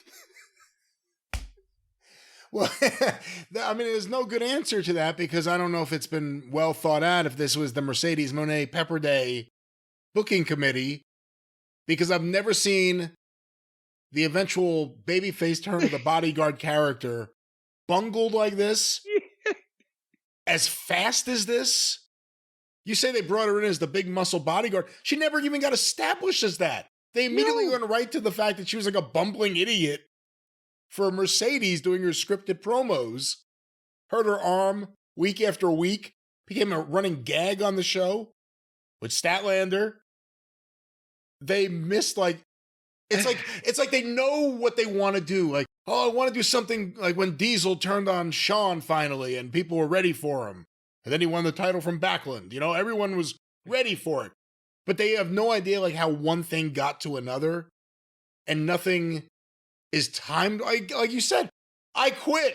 And she just turns around and walks away. Yeah, I'll show her. What the fuck? You'll have to carry your own bags now. I got even with you. At least slap her. Or something so that like there's a reason that she demands a match, or that a match. I don't know. They do nothing right. They do nothing. Are they gonna, when Camille is apparently she's hurt, when she's okay, are they gonna have a match, or is that just all forgotten? Oh, they can't do that. Where she quits it and she actually really does go home for a while, so you forget all about her completely. Is she going to manage somebody else against, or bodyguard? How can she bodyguard him by one fucking arm? Jesus Christ. Well, it was better than what came next. Brian, remember I said the next match would be completely different from Shelton Benjamin and Mark Briscoe having a pro wrestling match. We were treated to the long-awaited rematch and bonus for the Ring of Honor World title between Chris Jericho and Ishii. And I wrote, oh, fuck no, not on a holiday. But they did the same goddamn thing that we laughed at the last time. And it wasn't any better this time. They started out trading a total of 51 chops before any other move was executed. And then they went back to the chop, and it was sad and embarrassing and fake. I can't. Apparently this time, instead of blading his chest, Jericho had some type of blood apparatus in his mouth at one point, it looked like. But they did almost nothing except stand there and slap each other or forearm each other or chop each other, or then they'd break the string and then go back to it. And it looked like Dog the Bounty Hunter beating up a senior citizen every time that Jericho was in charge. And this poor old man, why do they make him go out there and embarrass himself like this? He's obviously almost immobile. If he was your child's toy, you would give him to Goodwill and buy the kid a new one. This was bad to us. I think this was bad to a lot of other wrestling fans. Imagine if you were flipping by and you were a WWE fan or just a casual person who, you know some people who like wrestling, but you really don't know anything about it. And this is what you see. Embarrassing. Terrible and embarrassing. Why do they treat him like he's Hogan? I'm talking about Ishii. Because he was really good a decade ago. But not here. Never here, no. So Jericho hit the Judas elbow breaker, the Judas elbow and a code breaker. And the poor broken down old man kicked out at 1. And then Ishii did some kind of awkward something and got a 2 count and another 2 count. And then he ran face first into another Judas, and then Jericho gave him another Judas and then beat him. And it just... Anyhow, moving on. And there's a fan base that thinks that was great. That's the crazy disconnect that, come on. You could be a mark for a person. But you have to acknowledge a match is bad when it's bad. And unproductive. How does it, when they try to climb on the top rope and take 30 seconds for Jericho to set up a superplex, just to superplex the fucking guy, and then the guy stands back up, no selling that, and no sells fake forearms. How is that a great match? Well, there was plenty more great wrestling on AEW Dynamite, once again from Chicago. Yes. Their birthplace. And a town that they have pretty much finished off, because I guarantee you they were in the Wintrust Arena. Did they have 5,000 people? Once they finished running Punk off, that was the end of that fucking town to draw them a decent crowd. So then I know everybody's wanting to know what in the world happened at the end of the pay-per-view. Hangnail Adam Page was involved. He got beaten his match by Jay White, but then he came out and he beat up Christopher Daniels and he hit Wheeler Useless with a chair and he helped Christian Cage. So Tony Schiavone brought Hangnail to the ring to answer all of these questions. What in the world is going on? And Page just snatched the microphone and started yelling and doing his growly voice. And he said he made a deal, but if Cage had kept his part of the deal, then Page would be world champion now. I'm trying to figure out what the fuck was supposed to happen. Brian, from this explanation that he gave, Page wants the world title back.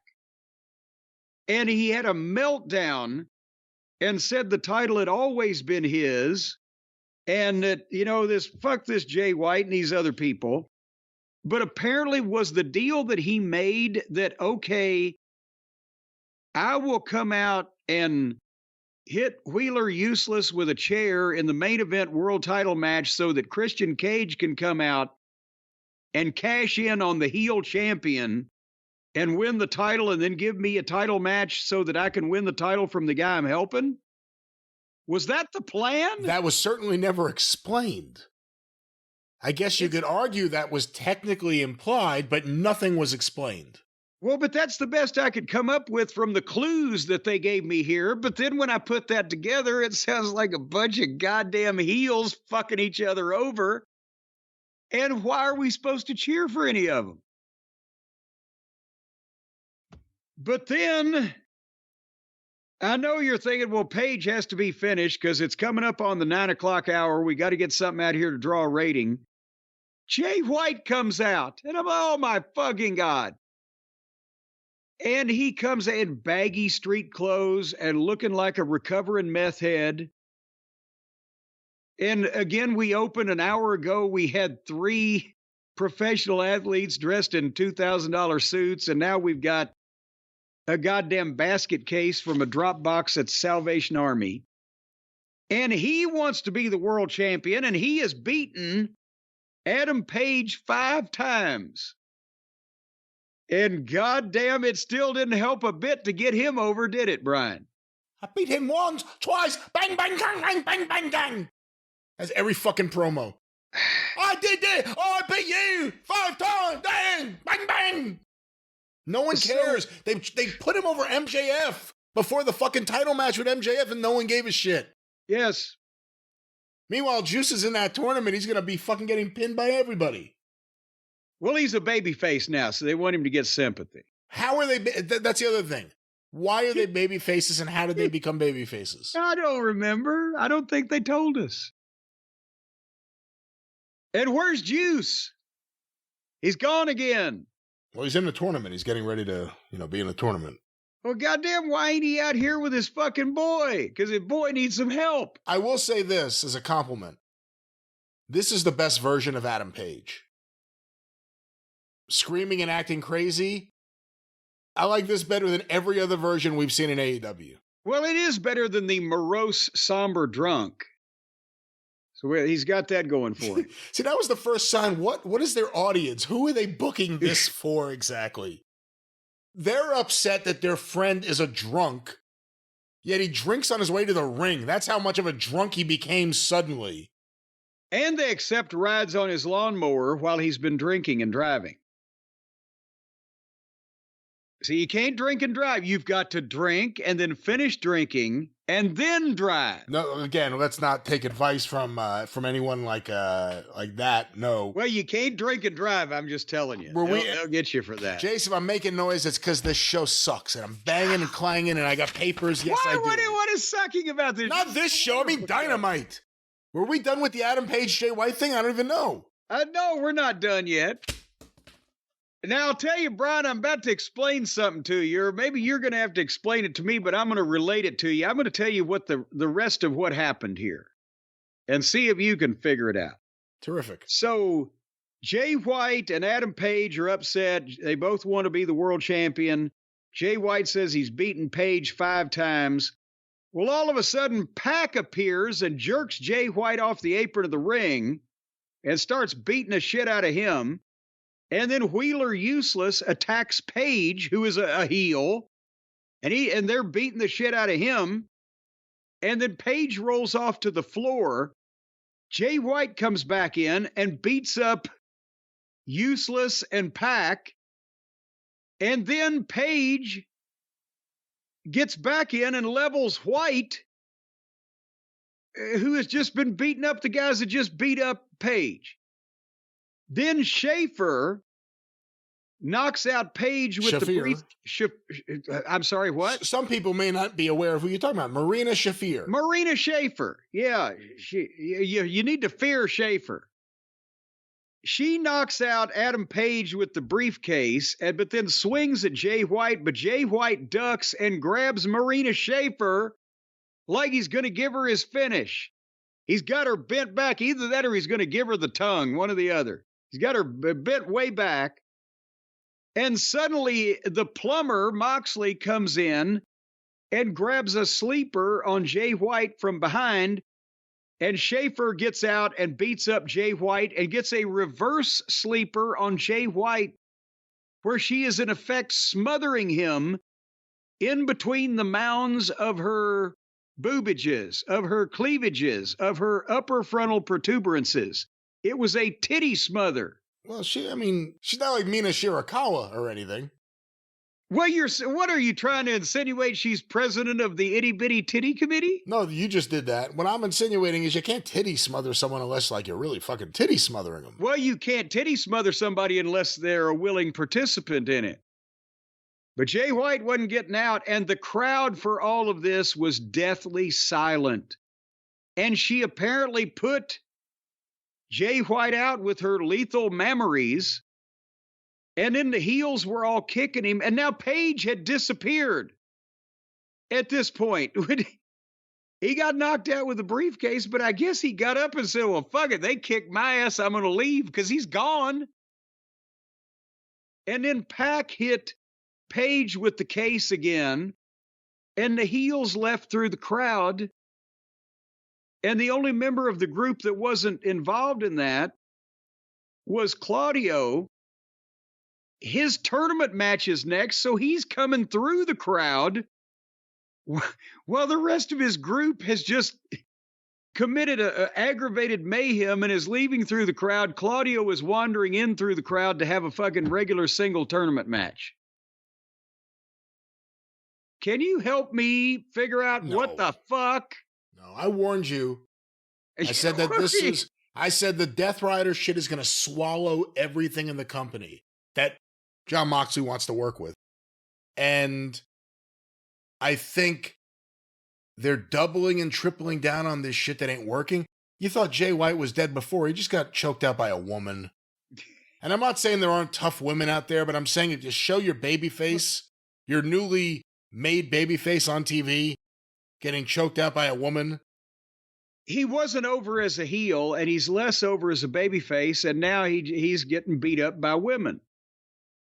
Big pop when Adam Page teased hitting her with or Jay White teased hitting her with the move. Yes, because somebody, again, if she's allowed to kick the shit out of men weekly, not weekly, as in WEAKLY, but weekly as in every fucking week, somebody's got to get even with her. But who's going to get even with her? Because they won't let a man beat a woman or a man hit a woman. Or is spanking okay? A good old-fashioned spanking? We used to get tons of mileage out of that. I mean, what about drop kick? I mean, you never hear about that as like a domestic assault thing. So that's what I always said. You know, scoop slams and suplexes ought to be fine because that's not usually an issue in a domestic dispute. I said that.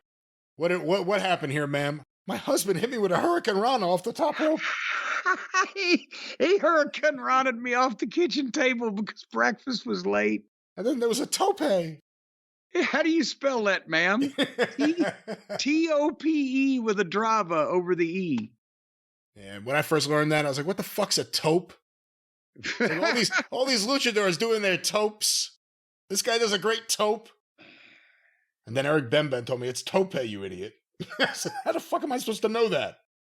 Well, it should have been required in all the grade schools up there in Jersey. But anyway, this Death Rider stuff, though, is death. And Wheeler Yuta, give up on it. I mean, come on. It's insulting now that they keep throwing him out there with the badasses. And Moxley is just, it's his ego and his super ego and his id all together with a bunch of money behind it. Being able to do all this stupid shit that appeals to only him. They had a preview video of something with them. Once again, they're driving in the desert with a camera crew, of course, filming them sitting in the back of the fucking pickup truck. This stuff's lame, and it's gonna kill. Is he gonna get a sponsorship from Chevy out of this? I doubt it. It's the hot beat of America, baby. Maybe a sponsorship from Chewy, but I don't know. But that's that was the Adam Page promo, Jay White, Death Riders segment. I'm not sure whose side Adam Page is on. We don't know what's going on there. But the tournament. Hey, one last question. They had Moxley last week at the end of the show. This week they did it at the 9:00 hour. What do you think of that? Well, I think he's starting to realize if I wait till the end, nobody will see me.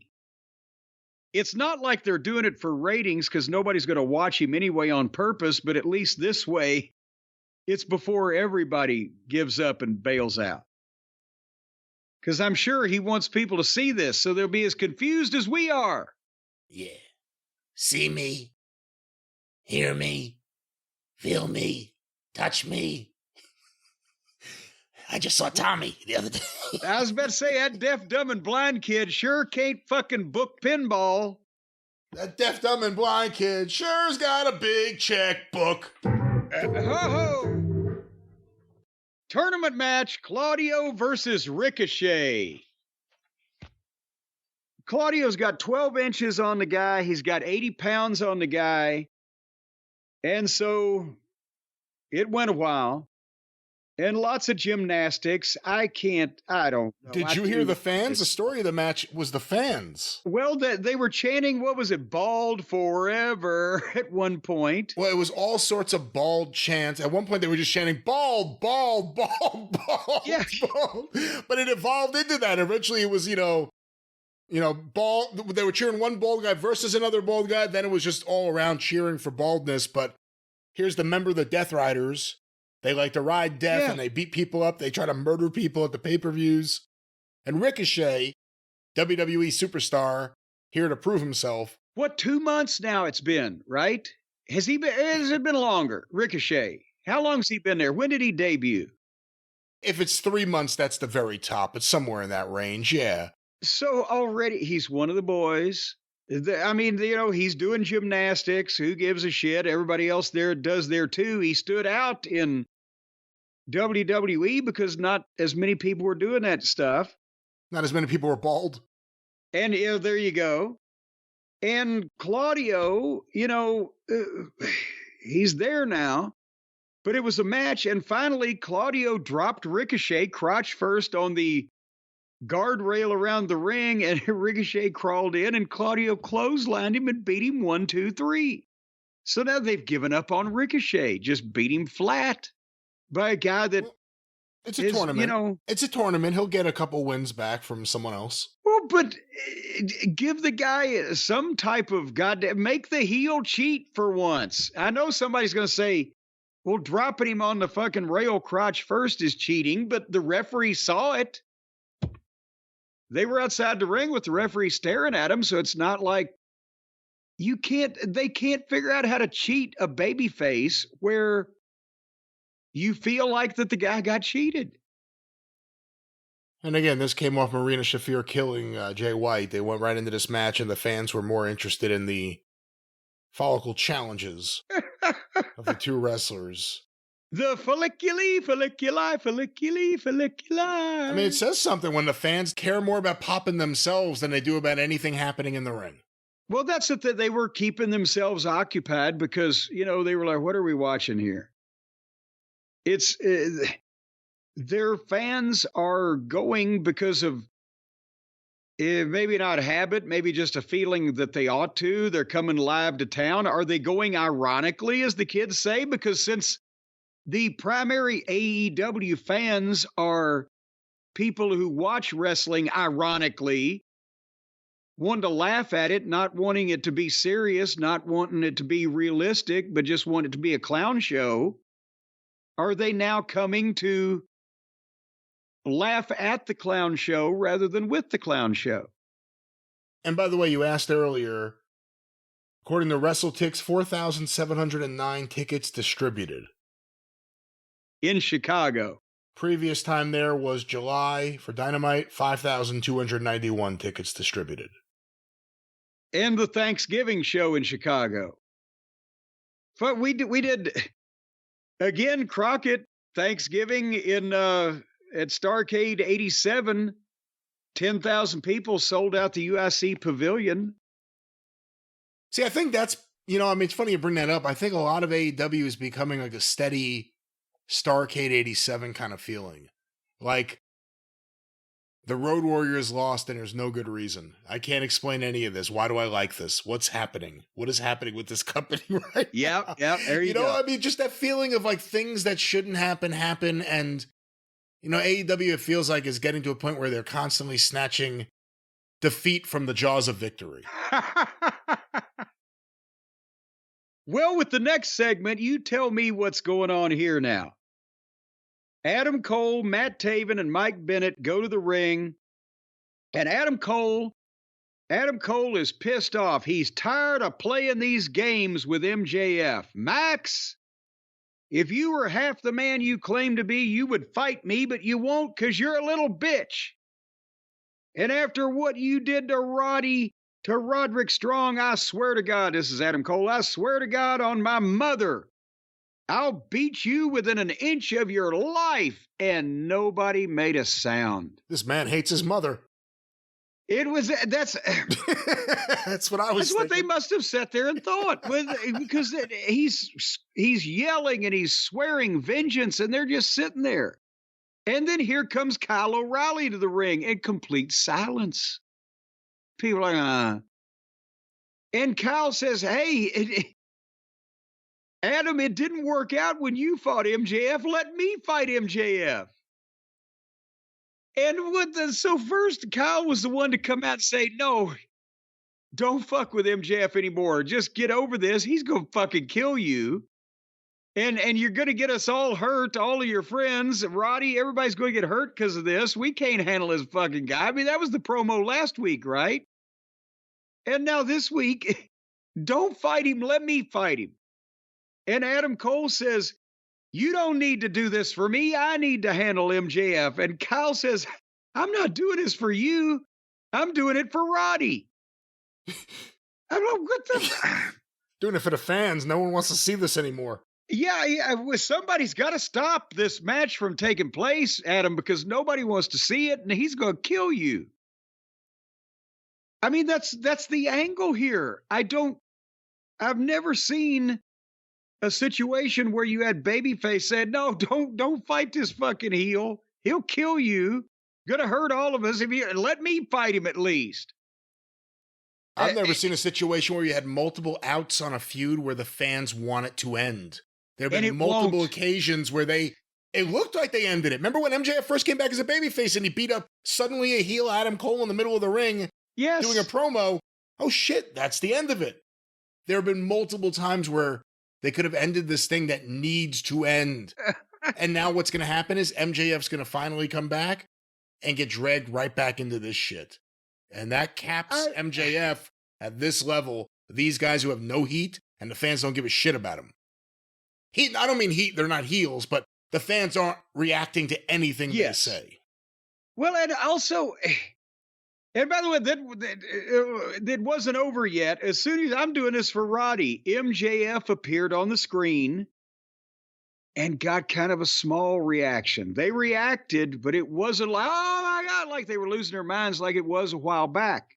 I'm afraid they have potentially mortally wounded the Golden Goose, and he may be bleeding out in front of us. And MJF said, I'm not going to fight either one of you, because next week is the Dynamite Ring Battle Royal, and I've got my mind on that because he'll have to, I guess, face the winner of the Battle Royal for the Diamond Ring, and he played his music on piano to the out on that video, and so Adam Cole and Kyle O'Reilly have both entered the Battle Royal to see if they can win it so they can... No, I liked it too. And then they both yelled at the video screen. Yes. When it the video was off. Live. It was gone. You saw that the video ended. Point. But it's not like it's not live anyway. Because Adam Cole said something to the video screen. I'm thinking, oh, he's doing this again. This is so stupid. And then when Kyle grabbed the mic and he's looking right at the video screen, I was like, yeah. Who's he cutting this promo on right now? Oh, everyone wants this to end. This is killing MJF. MJF keeps sending in these videos that are pre-taped. Everyone knows they are. But I think it's just as well that he is, because people don't want to see him and Adam Cole anymore. They want this to go away. End it. You know, there was a couple of different times where they could have just never mentioned it again, backed away slowly. People's attention would have been diverted, but no. They keep reminding us. Okay, Brian, certainly. I swear to my mother. When was the last time you heard a babyface say they swear to mother and you don't believe them? You're like, yeah, I don't know. I swear to my mother, I'm going to beat you with an inch of... No, you're not. Stop it. The thing is, he may mean it, but I don't believe he has any chance in the world of doing it. So it doesn't really matter whether he's telling the truth or not, because it's like, I'm going to go to the moon. Well, you might intend to, but motherfucker, I'll bet I won't see you there. MJF should never come back. Next week, he should send like Bobby Fish out as a heel move. Wrestle this guy. You know, if they could find like a 12-year-old kid that looks like MJF, and he could just send him out, he'd be, size-wise, he'd be comparable. And instead of the old midget deal, because that would be seen as insensitive. Yeah.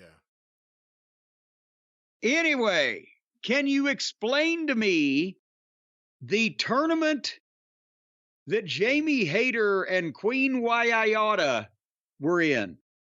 Because I know that old Sockface, old Excalibur, he explained it. He rattled off the matches and the promotions and the people involved in the promotions and the matches and the countries and the... It was gibberish.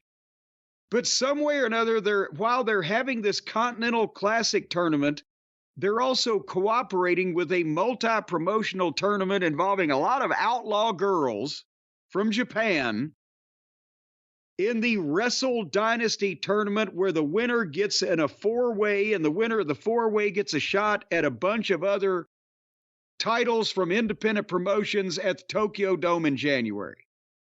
Is that correct? Something like that, yeah. Well, it took up 12 minutes is what it did. I watched it. You know, every time they put Queen Aminata out there to lose to someone, which is the role they keep giving her, she's the one that comes away looking impressive, I think, more than the person she's wrestling. Hayter, there's something off since she's returned. I know she's dropped weight, but the look, there's just something. Suddenly she's a female Ronald McDonald. Where did all this color come from? Yeah, I don't know. What? I don't, it's an interesting choice. It really is. But yeah, I don't know. Then she's yelling at did you see the end? I mean, you say you didn't watch the match. Did you see the post-match with the light? Oh, what happened with the light? The light shined on the stage because Julia Hart, obviously from the House of Black, remember, they control the lights. Oh. They're part of the union, I guess. I really don't know how they control the lights everywhere they go. But yeah, the light was on the stage to indicate that Jamie Hayter's going to have problems. Oh, that old empty light, whenever that thing shows up, that was the Twilight Zone episode. The guy would see the empty light on the soldiers' faces, and they were the next ones to be killed in battle. Well, I'll tell you who I'd like to see killed in battle. Renee Moxley Good was doing a Jesus, sit-down. what kind of problem do you have against her? Not her, the person she was talking to. I know you mock her, but killed in battle. Of all the ways to be killed, too, in Renee battle. Moxley Good was talking to Mina Mellons. Mina Mellons is the one that I would like to see killed in battle. Oh, stop it. I'll defend You've heard of the her. Battle of San Juan Hill? How about the Battle of Mina's Mountains? This was like they were on a set in front of like a photographic backdrop with the TV lights, like a sit-down interview, and it looked like an audition from Toddlers and Tiaras. And they've kicked it up a notch on this television program from just people doing stuff like this and doing bad acting, but now they've got bad acting and they've upped it a notch. Bad acting from people who can't speak English to begin with. She actually speaks English better than most of the Japanese wrestlers, although it's obviously not perfect and I could see people having problems with it. However, watching this promo, I guess we call it a promo. Is it a promo? I guess. It was an interview. Watching this promo, the surprise ending on this set, where all of a sudden the champagne bottle is everywhere now. That popped me just because it was so stupid and unexpected. She's sitting there and talking to Renee, and she's talking about Maria May and how she's going to get a hold of Maria May or whatever. And suddenly you see Renee go, oh, like somebody has just appeared, and the camera widens out and Maria May hits Mina over the back of the head with an obviously fake bottle and breaks it into a million pieces. And Mina goes down and goes, oh, girl, if you got a bottle broken over your head, you'd be done for the night. And then Maria whips her with the title belt that she's carrying around. Just on the set, when Renee jumped out of the way and there's just attempted murder amongst the women on the interview set. Had to be a bottle.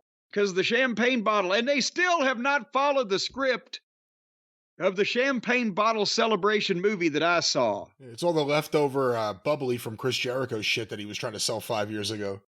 Well, apparently she's drunk it because it was an empty bottle. All right, you want to talk you know about what? I mean, it's almost like there are two different women's universes in AEW. There's the Sasha Banks stuff, and then there's whatever's going on here. Again, I get a kick out of it because it's bad wrestling TV, but who is this audience exactly for the Mina Shirakawa, Mariah May love story? They confessed that they were the love of each other's lives, and then she tried to turn on her with a bottle and got speared off stage. And then she returned with another bottle because obviously she had to get even the right way with a bottle. But who's this for? Who is this for other than to laugh at it? If this is not some kind of fetish of Tony's, then how are they talking him into it if he's not in favor of it? Who would put your job on the line to pitch something like this to the boss? Let's do this on your TV show. See, the truth is he doesn't approve any of this, but when people meet with him, if you ever seen him at the press scrum, he just nods his head up and down nonstop so people think they got the approval, and then they tell someone else and there's no communication, so they get on the air. And then they're going to find out that his mother was scared by a bobblehead when she was pregnant with him, and that's the only reason he nods up and down all the time. He really hates everything you're saying. You better stop. He's going to give you the Effie treatment. Watch what you say. I've got to see Effie to find out what the Effie treatment might be. Anyway, and we were at the main event, Brian, on this program. Oh, joy. Another tournament match, Brody King versus Darby Allin. Now, here's the thing. Darby is all bandaged up coming in. He's got a bandage on his head. He's got a bandage on his ribs. He drove his own car into Moxley's truck on the pay-per-view. He hurt himself. This idiot is coming into this match banged up, not because of the heels, but because he ran a fucking car on purpose into a pickup truck. Yeah, and by the way, would you insure him? If you're Geico, and you see that this is the way this guy's behaving and he keeps driving, are you going to insure this man? I mean, or if you're a health insurer, how is he kayfabing the fact that he's regularly jumping over his own home and fucking various buckboards and things? Yeah, hopefully no one knows I drove into someone with my car on TV. So we know that Brody King is, I don't know if he's the number 2 guy or the number 3 guy in the House of Black. He's definitely number 3. Well, actually, he's number 2 with me because Malachi's the worst one of the bunch, but Buddy's a star and stuck in the middle of that quagmire. Darby Allin is one of the only baby faces that they have left that the people really like. And they like him. The people that are still there, the fans of AEW, like him as much as they did 4 or 5 years ago. Maybe a little more. Maybe he's the exclusion. There's not as many fans as there were 4 years ago, but maybe they like Darby even a little bit better. Because he's always letting people try to kill him, but nevertheless. So they make this match as a tournament. They start the match shaking hands, and then they go a minute to the break, which there was no overrun this week because they actually had college basketball on, some kind of special tournament game thing instead of Modern Family that they can just do whatever they want with. But they have Darby coffin drops this guy off the top rope to the floor. His finish, off the top rope to the floor. Then he rolls him in the ring and he hits it off the top rope in the ring. And then he goes to do something else and Brody King just catches him in a fucking sleeper. He took the guy's finish off the top rope to the floor and in the ring. And then Brody King catches a sleeper and then turns it into a powerbomb 1, 2, 3. And beat Darby Allin. Again, a round robin tournament means all of your fucking guys are going to have to do some kind of job, or almost all of them. That's why Starrcade 89 was so fucking rotten. With the Iron Man and Iron Team tournaments that Jim Herd insisted on, because Muda had to do 3 jobs in one night or whatever. And again, at least Darby is kind of over, not just one of the fat guys in one of the groups. And then Claudio came to the ring with a chair, I guess, to work on Darby, but Brody stood over Darby and stopped him because next week it's Brody wrestling Claudio. Who are the fucking heels? Well, I think House of Black should be heels, but Brody has shown himself to be a compassionate giant. Remember, he beat up Darby Allin for years, but it turned out he was actually concerned. Yes. For his little opponent. So it really makes you look at the man a different way. Claudio has shown himself to be both mean and bald. So he has that going for him. Should be a barn burner in the sense that you may burn your own barn down and hope that someone takes you someplace with no TV so you don't have to watch this fucking match. I wanted to watch that wrestling show, but instead I had to commit arson on my own barn to get the fire department out here to keep from having to fucking watch it. That's right. Well, that was AEW Dynamite and the Continental Classic Tournament. We'll see just how classic it is this year. I guess Okada's going to have to reappear. He's the reigning champion and he's in the tournament. But Jim, perhaps, I don't know really. Perhaps, Jim, that there was a way to take all this continental joy and box it up and somehow sell it to everyone, to have a store where you could sell continental joy the Tony Khan way. If none of this makes any sense, there's a good reason for that. I have no idea what I'm saying. But Jim, Shopify is a product. Yes. Or something.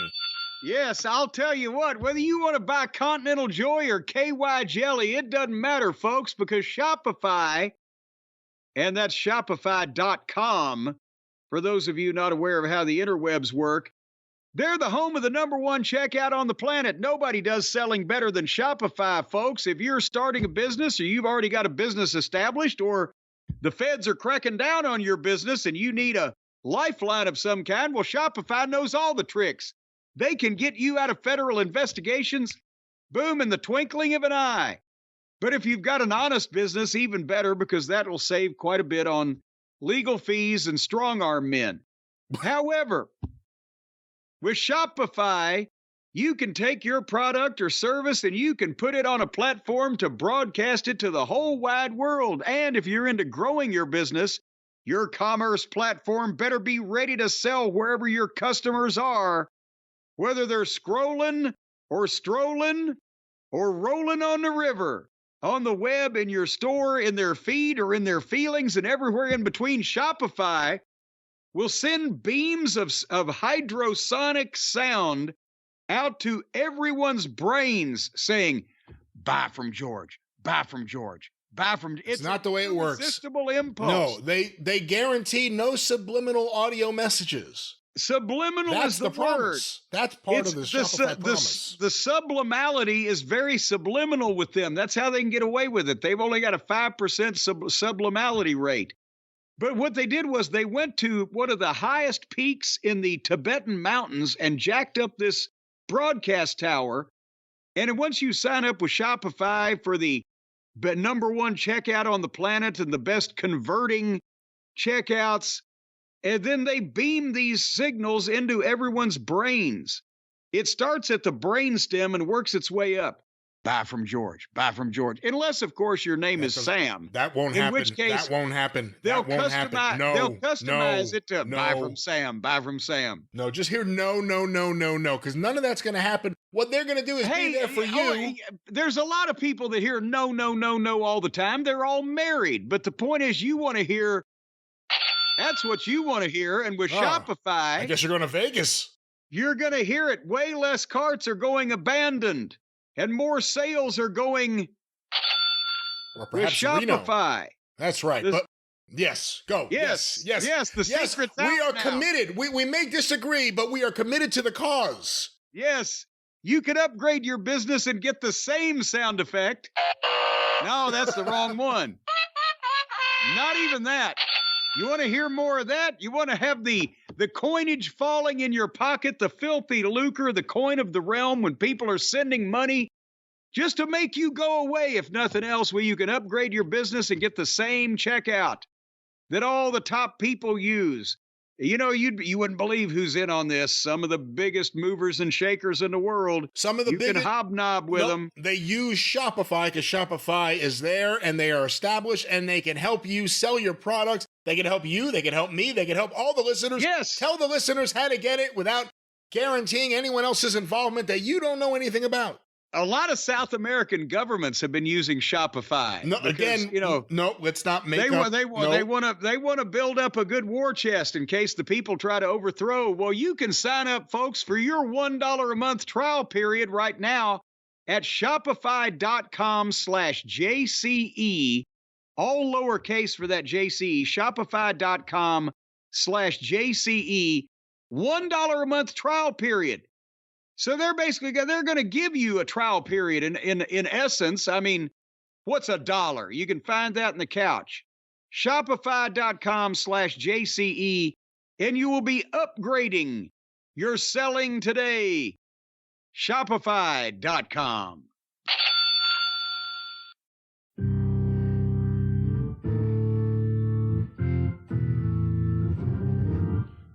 I hit the wrong note. My hand was stretched. But you hit the wrong note. That means it's time to move on, ladies and gentlemen. And, of course, that means we're going to get to some questions. Jim, this was sent via email to CornyDriveThru@gmail.com by Eric Escola. And he didn't write anything. He just sent a link to something else. All right, let's click this. Okay, he did a lot of work for this, Eric. Can we get your thoughts on this quote from Paul Heyman about championships, the amount of championships in wrestling? Apparently this is from an interview with Shaq Wrestling, whatever that may be.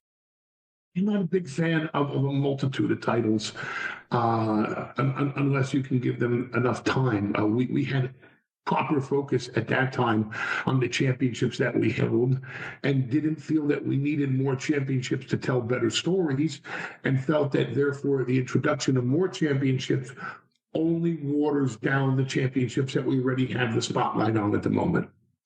Listen, if there are 14 titles and they all mean something, then you should be looking at doing number 15. If you have 7 titles and you're struggling to put relevancy on all 7, then you need to cut down the number that you have. What's working? If it's working, let's do more of that. If it's not working, change it. Well, there it is, Paul Heyman on having too many championships in wrestling. What do you think of his comments? Well, surprisingly, nothing to disagree with there. He's exactly right. And when can you, of course, he was supposing when he said if you have 14 titles and they're all over, then you add a 15th. But when have you ever seen one promotion with 14 titles and all of them were over? That's the point. You dilute, you water down, as he said. If you've got 7 and you're struggling, maybe make it less. And, yes, you can say the WWE has 3 different television programs counting NXT, or 3 different brands, SmackDown, Raw, NXT. And then apparently you have to have a women's title to counteract any men's title.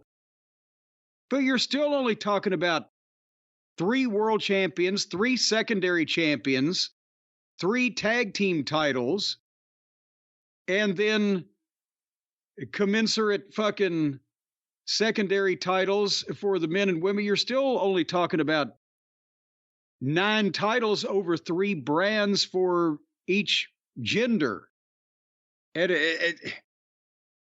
you get the point. When I first got into wrestling, WWF had 3 championships. I guess the women's one, but it kind of went away right away when I got to being a fan. It was never long term. Right. So this is like 1989. They had the world title, the intercontinental title, and the tag title, and everyone who held every one of those belts was over. Savage lost to Hogan. Rick Rude won it from the Warrior and then lost it to the Warrior. And then you had Demolition and the Tully and Arn back to Demolition. That was it. And it was later in that decade when all of a sudden there were tons of titles. Now we see with AEW, but now WWE too, like you said, with the women. All of a sudden introducing secondary titles. And at least they did drop that 24/7 thing, and they dropped the hardcore title when the novelty of that went away long ago. They can be dropped. They just don't ever do it a lot. Did you think it was too many titles when you got to work for Dusty? Not at first, but then again, when me and Effie, we're running this thing. When they started, the company that I worked for started buying territories. Then it went from, there was the NWA World Champion, obviously. There was the United States Champion. There was TV Champion. But then there became the auxiliary championships that were inherited from, buying Florida or buying Kansas City, or the UWF title specifically. And then the Western States Heritage title when they were going to expand out west, and the various tag team titles that, again, when it was only World Tag Team title and U.S. Tag Team title, because Crockett had at some points 8-10 tag teams, top teams, working in the territory. Okay, then that's fine again. But multiple titles of every kind and description, it did. And the junior heavyweight title, when they bring it back and put it on Denny Brown, it was a little much then. Yeah. That was one of those things that looked cheap to me when I first started seeing tapes of Denny Brown. I'm like, man, that junior heavyweight's got a beer gut. Yeah. And I mean, when it was Nelson Royal, okay, that was kind of legitimate because Nelson was kind of legitimate, but it was not focused on, and not, to me, there was never any reason to have a belt of any kind on the undercard unless it was The old deal we did with Candido, where guys used to every once in a while where they had their own belt try to get heat with it, like they were a real champion, but you made fun of them for it. Nobody gets made fun of these days, even though they've all got their own fucking belts. All right, well, those are the comments on that. Jim, let's get another question here. This one was emailed to CornyDriveThru@gmail.com from Kevin. I can't say that. Kevin. I can't ever say that without laughing, thinking about Mark Loran saying the winner of the match, Kevin. Kevin. I would appreciate your perspective on this, as I can't come up with a definitive answer. If Jim had a more regular in-ring career whilst managing, what finishing move would have been most complimentary to Jim's skill set? I'm not expecting top rope moves. I'm not even set on it being a submission hold or a pin. Some obvious possibilities I could think of would be sleeper hold, knuckle duster punch, Boston crab, side suplex, elbow drop. What do you think? And that's from Kev, Liverpool, England. Well, I wouldn't have had any finishing move because I would have never have beaten anybody. And see, in my career, I wrestled, as we all know, numerous times of being as the manager forced into a match. And or in a spot show situation or whatever. There's hundreds of those. So I've had hundreds of matches. But I've never beaten a female opponent, and I never beat any time I ever fought a midget. And most of the time, I would always lose when I fought guys, but I think I've won like 5 times over the course of the career where I would be on the verge of death, and some way or another, my guys would, do something to bullet Bob Armstrong, and I'd fall over the top of him unconscious and get a 1, 2, 3, or whoever it might be, the baby face. And that's the only way I would ever win anything, because elsewise it would have been insane. The whole idea was that people paid to see me get the shit kicked out of me, and that they knew that was going to happen because I couldn't beat anybody, but I would try.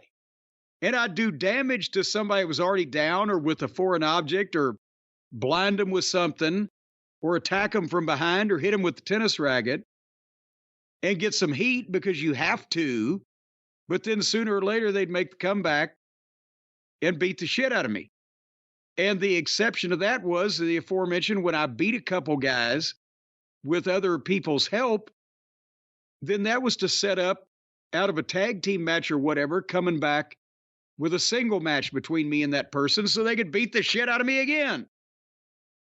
So I would not have had a finishing move. And to expand my in-ring career or wrestle more while I was still managing would have hurt the managing, because I wouldn't be a main event guy. And if I'm out there managing and getting wrestling on the undercard, managing a main event team, but wrestling on the undercard and getting beat in random cold matches, then I wouldn't really keep any heat on me. What about a signature move, even if it's something that you always attempt but always fail at? Is there something you could see? Does that make any sense? I had a signature. The elbow drop was a signature move because it was one of the 5 things I could do. I could kick, I could punch, I could drop an elbow. I could, if the guy was small enough, technically, I guess I could body slam him. And what would be the other thing that... Did you ever have a problem conceptually punching? Not actually doing it, but just the idea that Jim Cornette maybe shouldn't be able to punch. Well, no, because that's the thing is, if you think about this, it doesn't take any athletic talent to ball your fist up and punch somebody in the face or try to. But so the theory that I always worked with as a manager was I should look like I'm trying my best, and it still shouldn't do much damage unless the guy's already down, already hurt, whatever. So it wouldn't look like a fake punch. It would just look like a punch that didn't hurt a fucking guy. That's why I always tried to make sure it looked like I was connecting, because I wanted people to think I was trying. All right, Jim. Well, let's get another question here. Let's see if you can keep making people think you're trying. This one was sent to CornyDriveThru. It may be an uphill struggle now. CornyDriveThru@gmail.com. This was sent by Jose O. from the Goose. What? Whatever that may be. He's from the Goose. VEGOOSE. It's either a band or a locale. I thought you said from the Goose. I'm currently watching an old interview with Dusty Rhodes from 1999.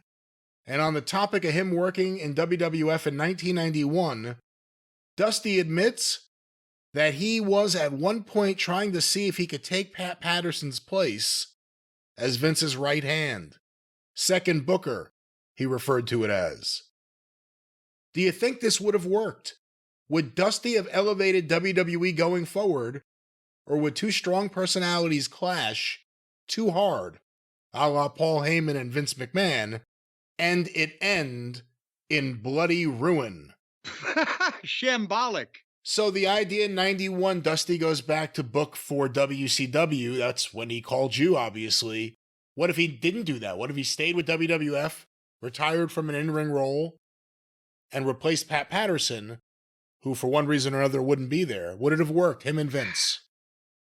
Him and Vince wouldn't have worked. Dusty could have booked the WWF and I think done wonderful things with it, but not with Vince around. Same reason at Watts for that brief 2 months or 6 weeks or whatever. You could see that he was starting to do some things that were, because it was dreary at that point, 94, early 95. But Vince wouldn't leave it. He wouldn't let anybody else be the booker. They had to be his assistant. And that's when Watts left. He said, Vince, there's only room for one Titan in Titan Sports. So I'm going home. With Pat, he didn't mind being the idea guy. He didn't mind being the second in command. He didn't mind being, Vince's guy to go to for in-ring stuff, but Vince had the final call. Dusty was he was a Sylvester Stallone. He was a writer, director, actor. Mumble mouth.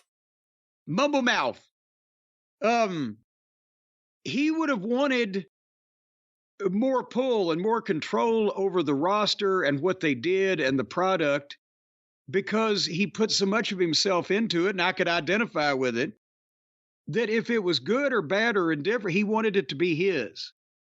So whereas Pat was comfortable working in that spot and being Vince's right-hand guy, but not being responsible for the whole thing, I don't think it would have worked with Dusty and Vince just any more than it worked with Watts and Vince. It just wasn't going to work with Vince giving any kind of final say-so on anything to anybody. That was kind of one of the big tests, too, when Dusty went back, and it worked out, and we all liked Dustin, but that was one of the things about Dustin. Dustin kind of took the place of Dusty on the roster in a way. But Dusty wasn't booking himself. Previously, when you were there with him, he was booking himself. I guess that was a bit of a transition, the idea that you're the booker and you're no longer... Because he never came back. I always expected it as a kid, as a fan. I was like, oh, Dusty Rhodes is there on commentary with Jim Ross. I just saw him wrestle a couple months ago. Surely he'll be in a match sometime, and it never happened. I don't know. Probably part of the deal he made to come back was he'd focus on booking and not be in the ring, because exactly, yeah, that's right. That was part of the problem the previous time, is that a lot of guys said, well, Dusty won't get off the card and get out of the way. Well, by that point, though, it wasn't as wasn't as hard to talk Dusty into it, because he was 5 or 6 years older or whatever. And he could see that, time waits for no man. So, but again, with even the same thing in the WWF, even without Dusty being in the ring and just being in the office and on creative, at that point in time, now later on, years later, when Dusty was in NXT, and that was a whole different kettle of fish than being the booker for the guy that owns the whole thing. And that way he could just sit down there in Florida and talk to the boys and girls. And one of the guys said one time, Dusty was just sitting there, he said, out of the blue, he said, Vince McMahon better be glad I didn't save my money. And that's why he was there in NXT. Because that would change everything, you know. I've got $5 more. If he'd have saved all of that money, he wouldn't have been fucking sitting around at that arena probably at that point in time. Jim, a question from the Cult of Cornette Facebook group. This was submitted by Daryl Woodruff. Why are wrestling t-shirts almost universally terrible? I don't mean this to include Jim's stuff, but 90% of them are shirts I'd be embarrassed to wear in public. What do you think about the idea that wrestling shirts, whether it's the design, whether it's just shit all over the place, the front and the back, that maybe some of them, I mean, some of the AEW ones, there's an Anna Jay one, it's like fat ass and bad attitude. Who the fuck's gonna wear that?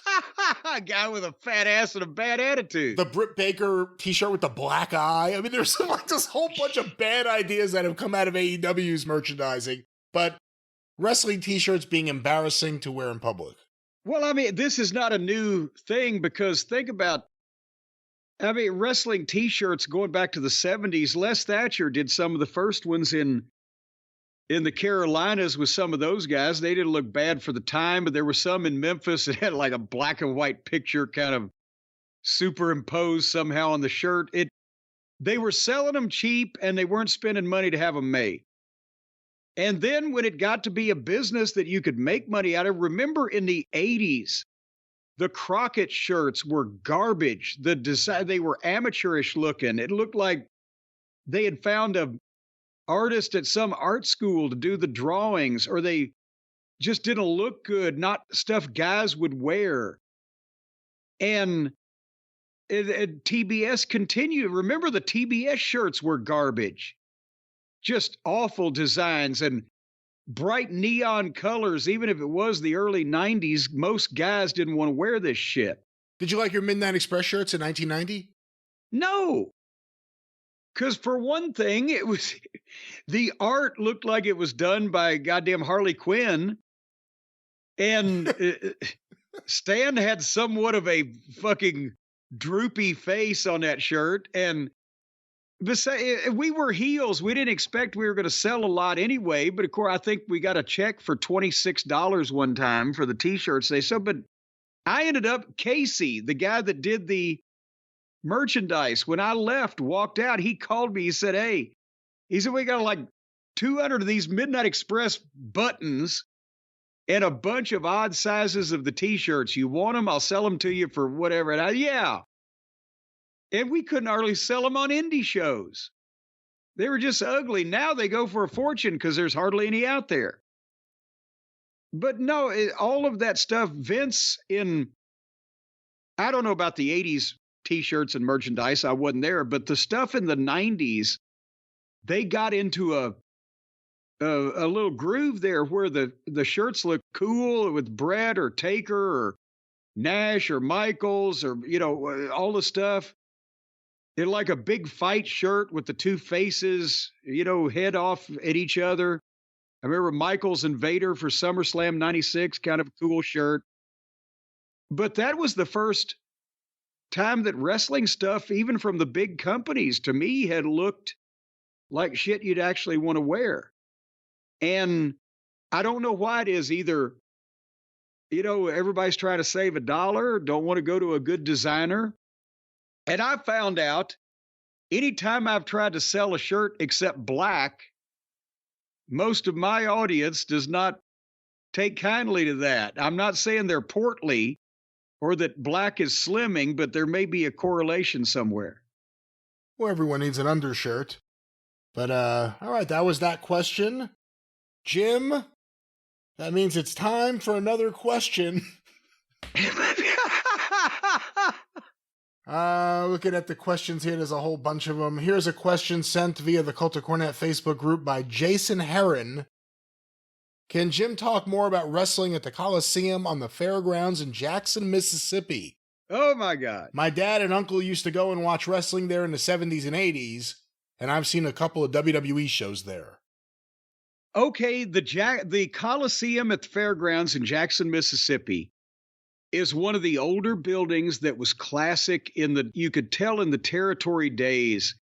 You could see the ghosts of those old matches appearing and hear the echo of the bell. You smell the popcorn cooking. It was an old time arena at the fairgrounds in Mississippi. And they also had livestock shows. They had cow pens out back and like a fucking pasture or a field or whatever. And they had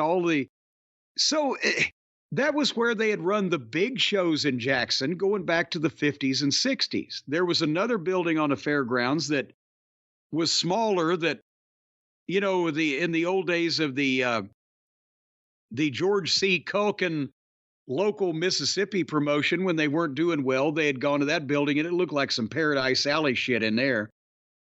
But the Coliseum was great. And as I recall, I think it seated around 8,000.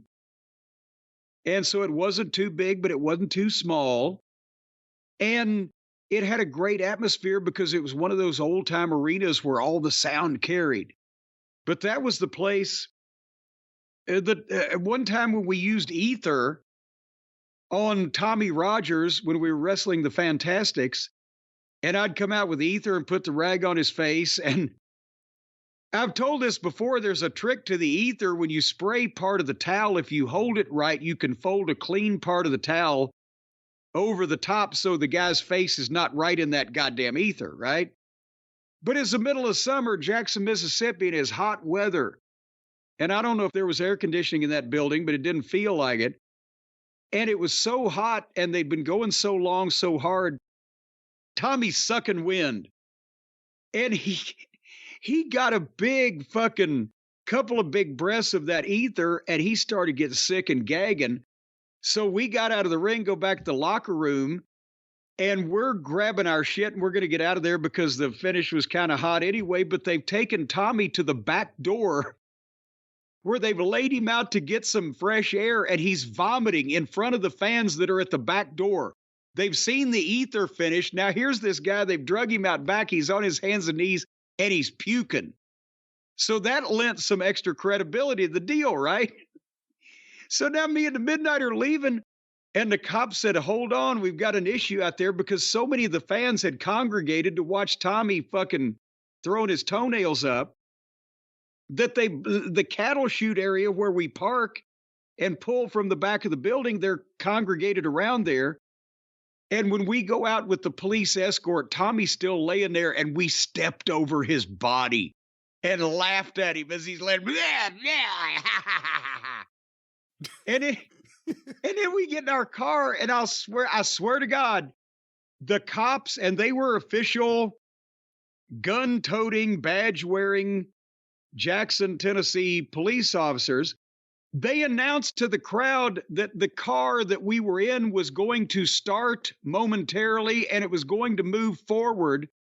And if the people wanted to be out of the way of it, they better move now. And then the cop looked at me and said, drive through them. Yes, sir. And boom. And those people fucking scattered. Right? That was the way that the cops validated us getting out of the goddamn building. But it was fun. And there was a DJ in Jackson, Scott Mateer, and he did the Dawn Busters morning radio show on the rock and roll station. And I used to do call-ins, and I was in the studio one time with him. And I don't know if I did this on the air, but I used to call his show the Dong Busters. But we did a fucking rock and roll versus disco debate one time on the air. And I said, well, if you don't think we're going to beat the Rock and Roll Express, and you just come on down there tomorrow night to the Coliseum and you troop right up there to the ring and you watch us do it. Well, somehow once I left and, I left the studio, I didn't know what he said. So he apparently on his own promoted that he was going to be in the corner of the Rock and Roll Express the next night at the Jackson Coliseum to see rock and roll triumph over the Midnight Express. So we go to the building the next day, me and the Midnight. Dundee comes in, says, Cornette, what the fuck did you say to that DJ? I said, what do you mean? He said, Well, he thinks he's going to be the Rock and Roll Express's manager tonight. And I said, well, I didn't say that. He said, well, God damn it, he's going to be. We've got the biggest advance we've had in 6 months. It did $40,000 at tickets 10, 7, and 4 to see that DJ walk out there and get confused and watch the Rock and Roll Express beat us. But he said, yeah, Cornette shot his own angle. He sold the fucking building out. And that's why we had the last Stampede there. And the house was $62,000, I believe. And Jack Curtis said the last time that there was that many people in the building for wrestling, the house was 18 grand because tickets were like $250 a piece. So the Jackson Coliseum in Mississippi, wonderful place. Jim, another question sent via email to CornyDriveThru@gmail.com from Rocco in Kill Devil Hills, North Carolina. Believe it or not, that's a real place. But is this a real Rocco? We will find out with his question. I was wondering, why do you think David Schultz never went to NWA? I feel he would have been a major success there. I always thought his gimmick would play better in the Southern Territories. Remember, we talked about that one time here on the show. People can probably look it up on the YouTube channel, but for the purposes of this exercise, Schultz did do better. The Tennessee territory was where he shone because he could be himself and do the things that he did. Remember, we talked about the situation under which he left the WWF was acrimonious, to say the least. And not only that, but especially because he had left the AWA working for Vern to come to work for Vince, specifically because Hogan wanted him to come to work with him. And he also felt like that he had done what Vince wanted done in the Garden with John Stossel. And right about that time, I don't know where Dusty Rhodes and David Schultz would have ever met or coexisted. Can you think? Because Dusty was booking Crockett at the time. Did Vern bring Dusty in at all for a one-off in like 83 at all? 82, 83? I can't remember it. Japan, maybe? New Japan? Very possibly. I don't remember when David Schultz first went to New Japan or when Dusty last went to New Japan. They may have actually missed each other, but maybe that. Well, maybe. but you have had some interactions with Schultz and Georgia. And, he's done some interviews. The point is, he was not only kind of pissed off, he had left Vern to go to Vince. I don't think there was a close relationship with him and Dusty. Dusty had a crew full of people. Schultz at first was making good money, for the time for independent shows per night. But that's when he got into the body hunting, the body hunting, the bail jumping, the bail bounty hunter, the dog, the bounty hunter. There we go. Body hunting. The body hunter. It's a fucking holiday. I've got burgoo waiting on me. Goddamn it, we're gonna have burgoo and Texas toast tonight. I think he got out of wrestling, and the body hunting was more his style anyway, and was more profitable at that point. So I think that's probably why he didn't pursue it any further. But if he was, would he have been successful? That promo, his style of work. Oh, yes. For Jim Crockett Promotions, let's say when you got there in 85. Yeah, unless he did something either in the locker room or out in public that caused a strain on the relationship, Schultz would have fit right in with that crew and the way that he talked and worked. Yeah, he would have been a big star, but I think by that point, he was kind of sour on the whole thing. Well, a lot of people get sour on a lot of different things, Jim, and one of the things that can cure that sourness, maybe cure the sourness of one's day, would be a fine tune. Maybe listening to your favorite podcast clearly, with comfort applied to one's ear. What the fuck are you doing? I'm talking about the wonderful experience from our good friends at Raycon. Well, to combat all that sour stuff and that bitterness, you need some sweet, sweet music, sweet soul music. You can listen to any kind of sweet, sweet music on a sweet, sweet pair of the Raycon Everyday Wireless Earbuds. They're a must-have for any audio lover, and they make for an amazing holiday gift for anybody. Now, think about this.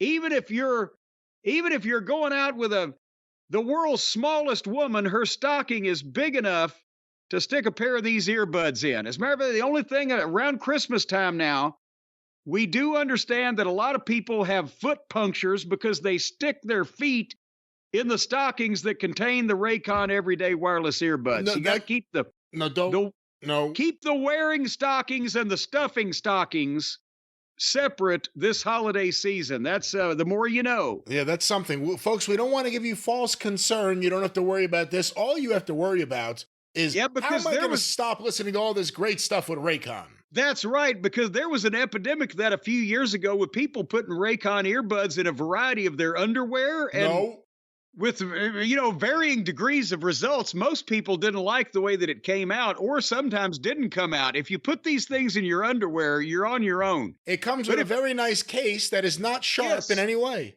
Well, and you put them in your ears is what you do with them. Not the case. That's not the case, but the Raycon Everyday Wireless Earbuds, that's recommended. You can hear them best if you put them in your ears. Now, some people, they'll put them in their nostrils just to see if they'll fit because of the gel tips, and they'll fit, but you can't hear them as well. And also, when you speak with the Raycon shoved up your nostrils, it gives you a whiny nasal quality. So, the Raycons, their latest model, better than ever. Don't stick them anywhere except safely in your ear. And don't put them in lingerie or undergarments.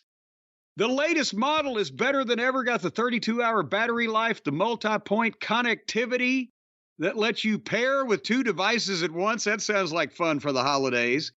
One device on each side. And if you're traveling home from the holidays or to the holidays or whatever, you want to listen to something, unplug yourself from the chaotic festivities and just go into your own head. Well, this is a journey to the center of your mind, folks. And the Raycons not only always start at half the price as the other premium audio brands, but now there's a deal. So if you want to save big for the holidays, we can get you up to 25% off everything on the site at buyraycon.com. That's BUYRAYCON. 25% off. If you buy 5 pairs of Raycon earbuds to give to 5 different people in your life, then you're going to get one for free because you save 25% on each one of the first 4. That'll buy you another one, but you save 25% on that. So you've really only paid for 4 3/4. So if you buy another 8, well, then you're going to get 2 more pair, give or take. So you can fix up the whole family and they won't have to listen to you anymore, nor will they want to talk to you. 25% off everything site-wide at buyraycon.com/JCE. Right now, don't forget the /JCE. That's what's going to get you the 25% off.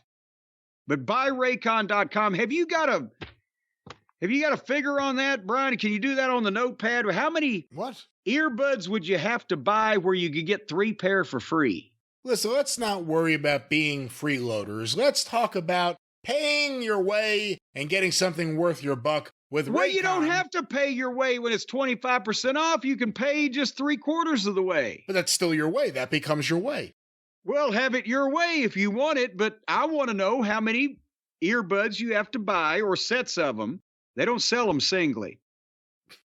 How many sets of them would you have to buy to get 3 or 4 pair for free at 25% off? And they're in vibrant colors. Vibrant.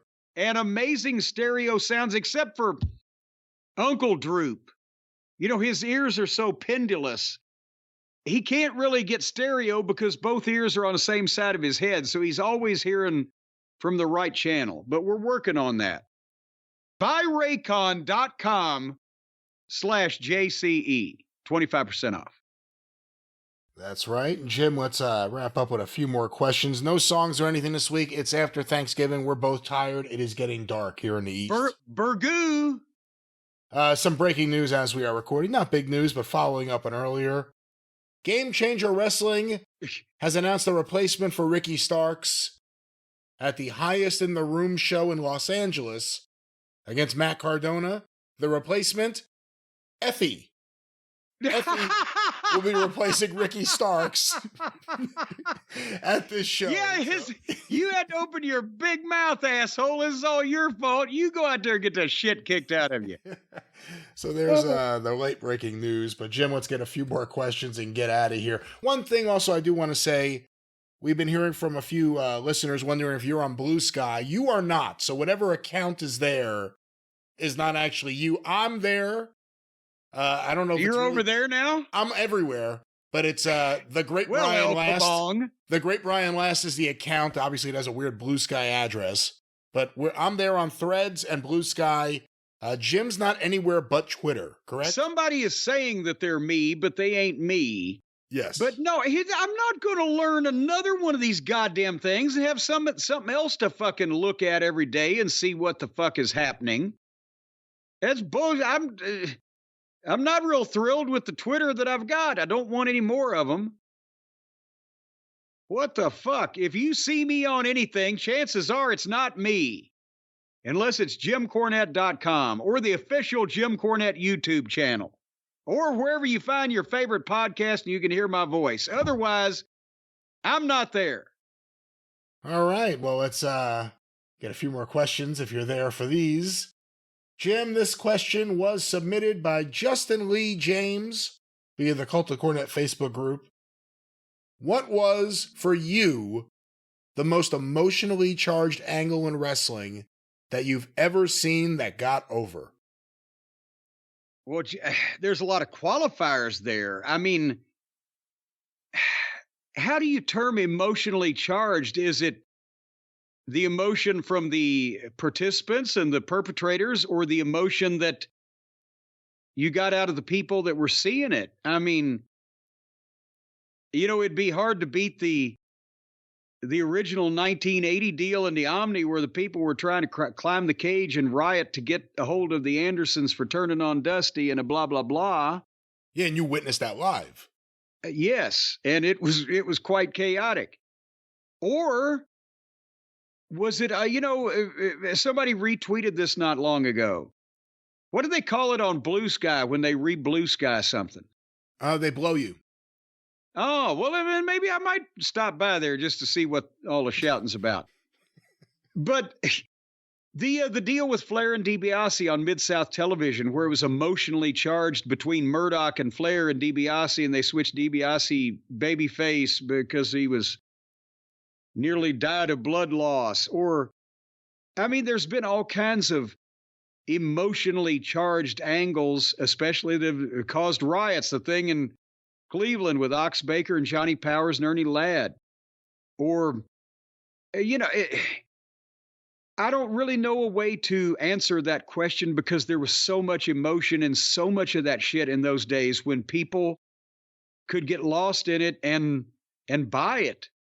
And, if the fucking babyface was getting carted out in an ambulance, the people were going to go around back and wait for the fucking heel to emerge from the back of the building so they could get even. That's emotion. What do you think? That I witnessed live? Jeez. Well, actually, I don't know how I'm thinking of it. The Louisville riot in 95. But, that was a little different, because they had anger and they were going to direct it someplace. They couldn't get through the cage. They can come right to us. But when I think of emotionally charged, I guess like the Terry Funk retirement in 83, right? I guess you would say that. Yeah, that's emotionally charged, because that wasn't people trying to kill anybody. That was, again, the outpouring of emotion for Terry Funk, the beloved Funk, who they thought at that point they were never going to see again because he was retiring. And the emotion was or that was El Santo's funeral, for fuck's sake. It wasn't an angle. It was a hell of an angle they did. A hell of an angle. Wait till they work the return. Had a big funeral and the streets were closed down. Then he popped out, did a tope. And I mean, I've been in a bunch of emotionally charged angles where I didn't get a chance to witness them very clearly because I was fighting for my life as the fans were fucking assaulting us on the way back to the locker room.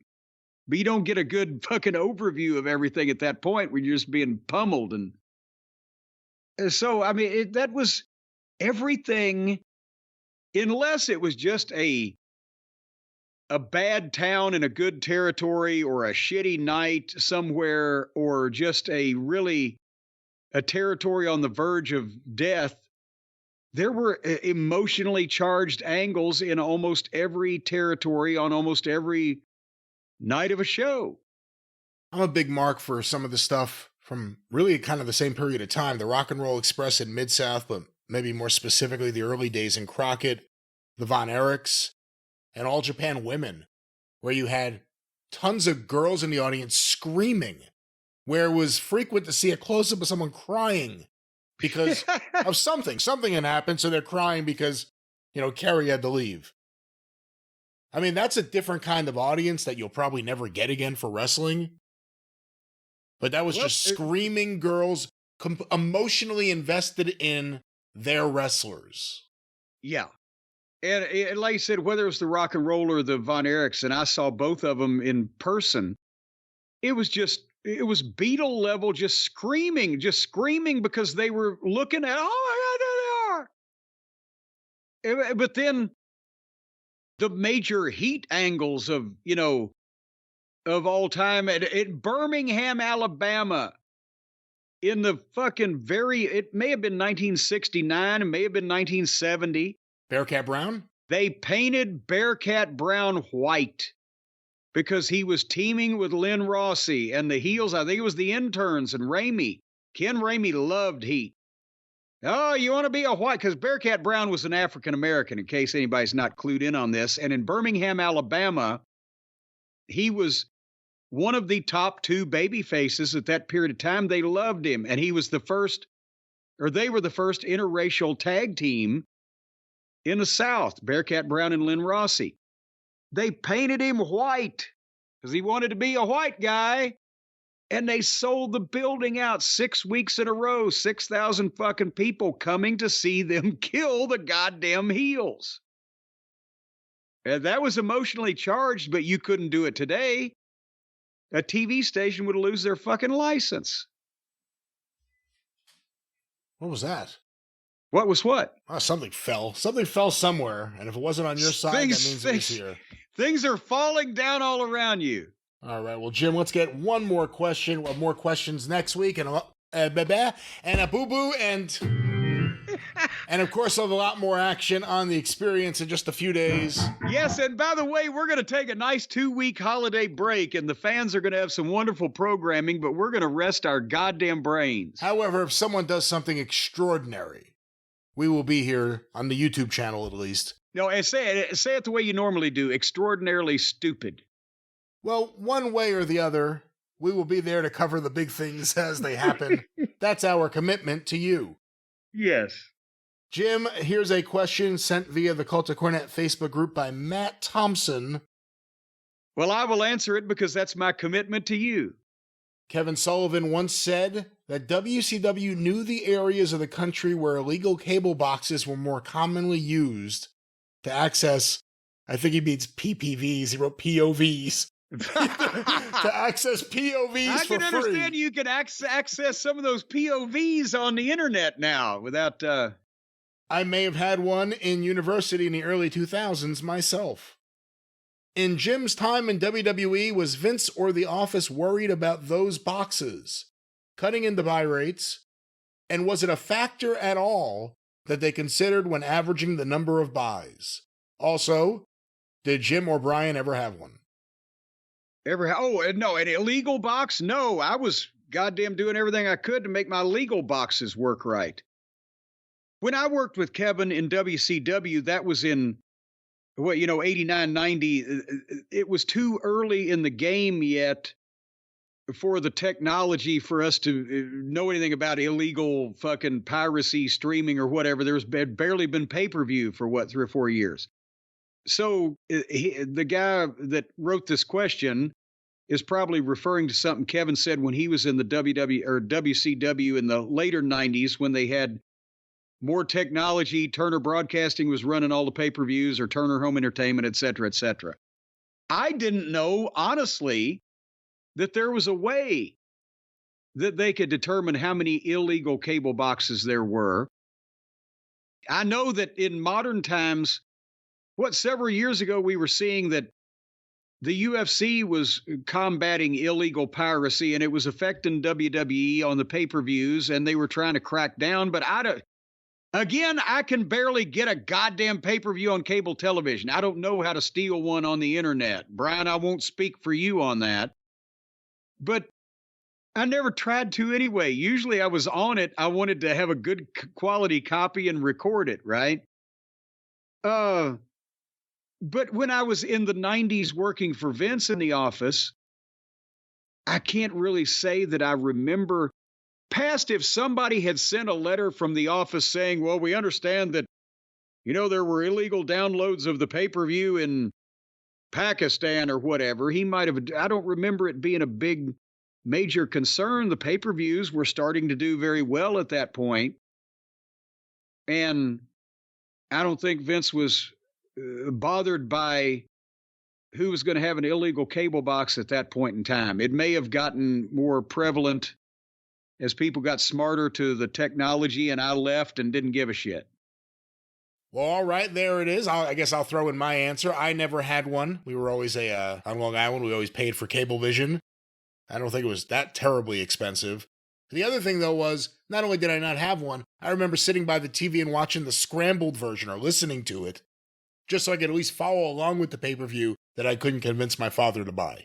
Well, yeah, because that's the thing. When it first started, if you went to the pay-per-view channel, you could kind of, most of the time you could hear it, but the picture was scrambled and you couldn't see what was going on really. But they had some kind of switch they'd flip. When you bought it, the signal would unscramble.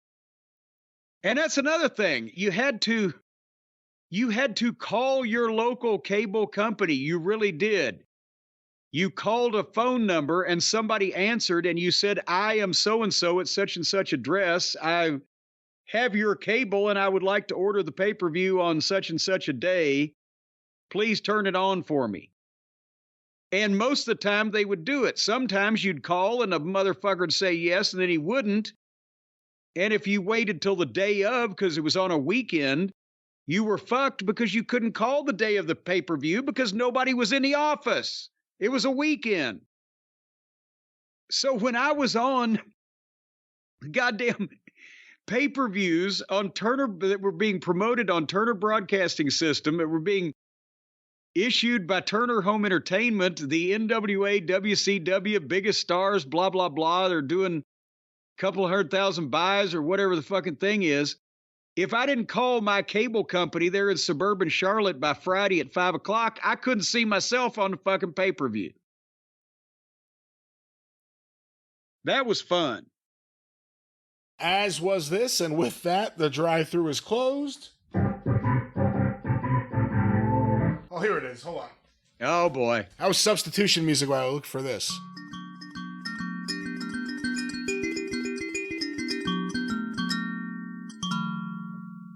Thank you, Maurice White. I'll just be over here and be his brother Verdine. I am currently, as of today, better than Maurice White. Well, yes, you are, because he's been dead for 3 or 4 years. So we agree. It's no contest. Exactly. Of course, you can hear more of this contest on the Jim Cornette Experience in a few days, wherever you find your favorite podcast. And next week, right back here on the drive-thru with your questions. We don't have AEW ratings. Let me just close out by saying that, because I guess it's a holiday. That's right. So no ratings. We'll have them on the Experience, and I'm sure they'll be fantastic. But Jim, let's do this. You know what they should have done, don't you? No. The night before Thanksgiving, that's what we did in Morristown, Tennessee, one of the first official Smoky Mountain Wrestling show, night before Thanksgiving, Morristown, Tennessee. We went out and bought 5 turkeys and gave free turkeys away to the lucky number winners the night before Thanksgiving. That's the way you get people in a fucking house. And then they have to sit at their seat with a turkey? Well, hey, you got to put some work in if somebody's going to give you free food. All right, well. But those turkeys, they were still frozen, so it wasn't like mushy to sit on. There's no free food at JimCornette.com. What's going on there, Jim? It's great. Just go there, JimCornette.com, and buy things and hurry if you want it by Christmas. Because I'm not running a goddamn Make-A-Wish here now. I've got responsibilities. At JimCornette.com. That's right. Yeah. The Loves of Stephen P. News sponsors all the shenanigans. 877-50-STEVE. Get even with Stephen. NewLawOffice.com. You know where to find us. Of course, Jim's not on Blue Sky, but I am. You can find me there if you're looking for the show. And with that, we'll talk to you in a few days. For Jim Cornette, I'm the great Brian Last. Tally ho.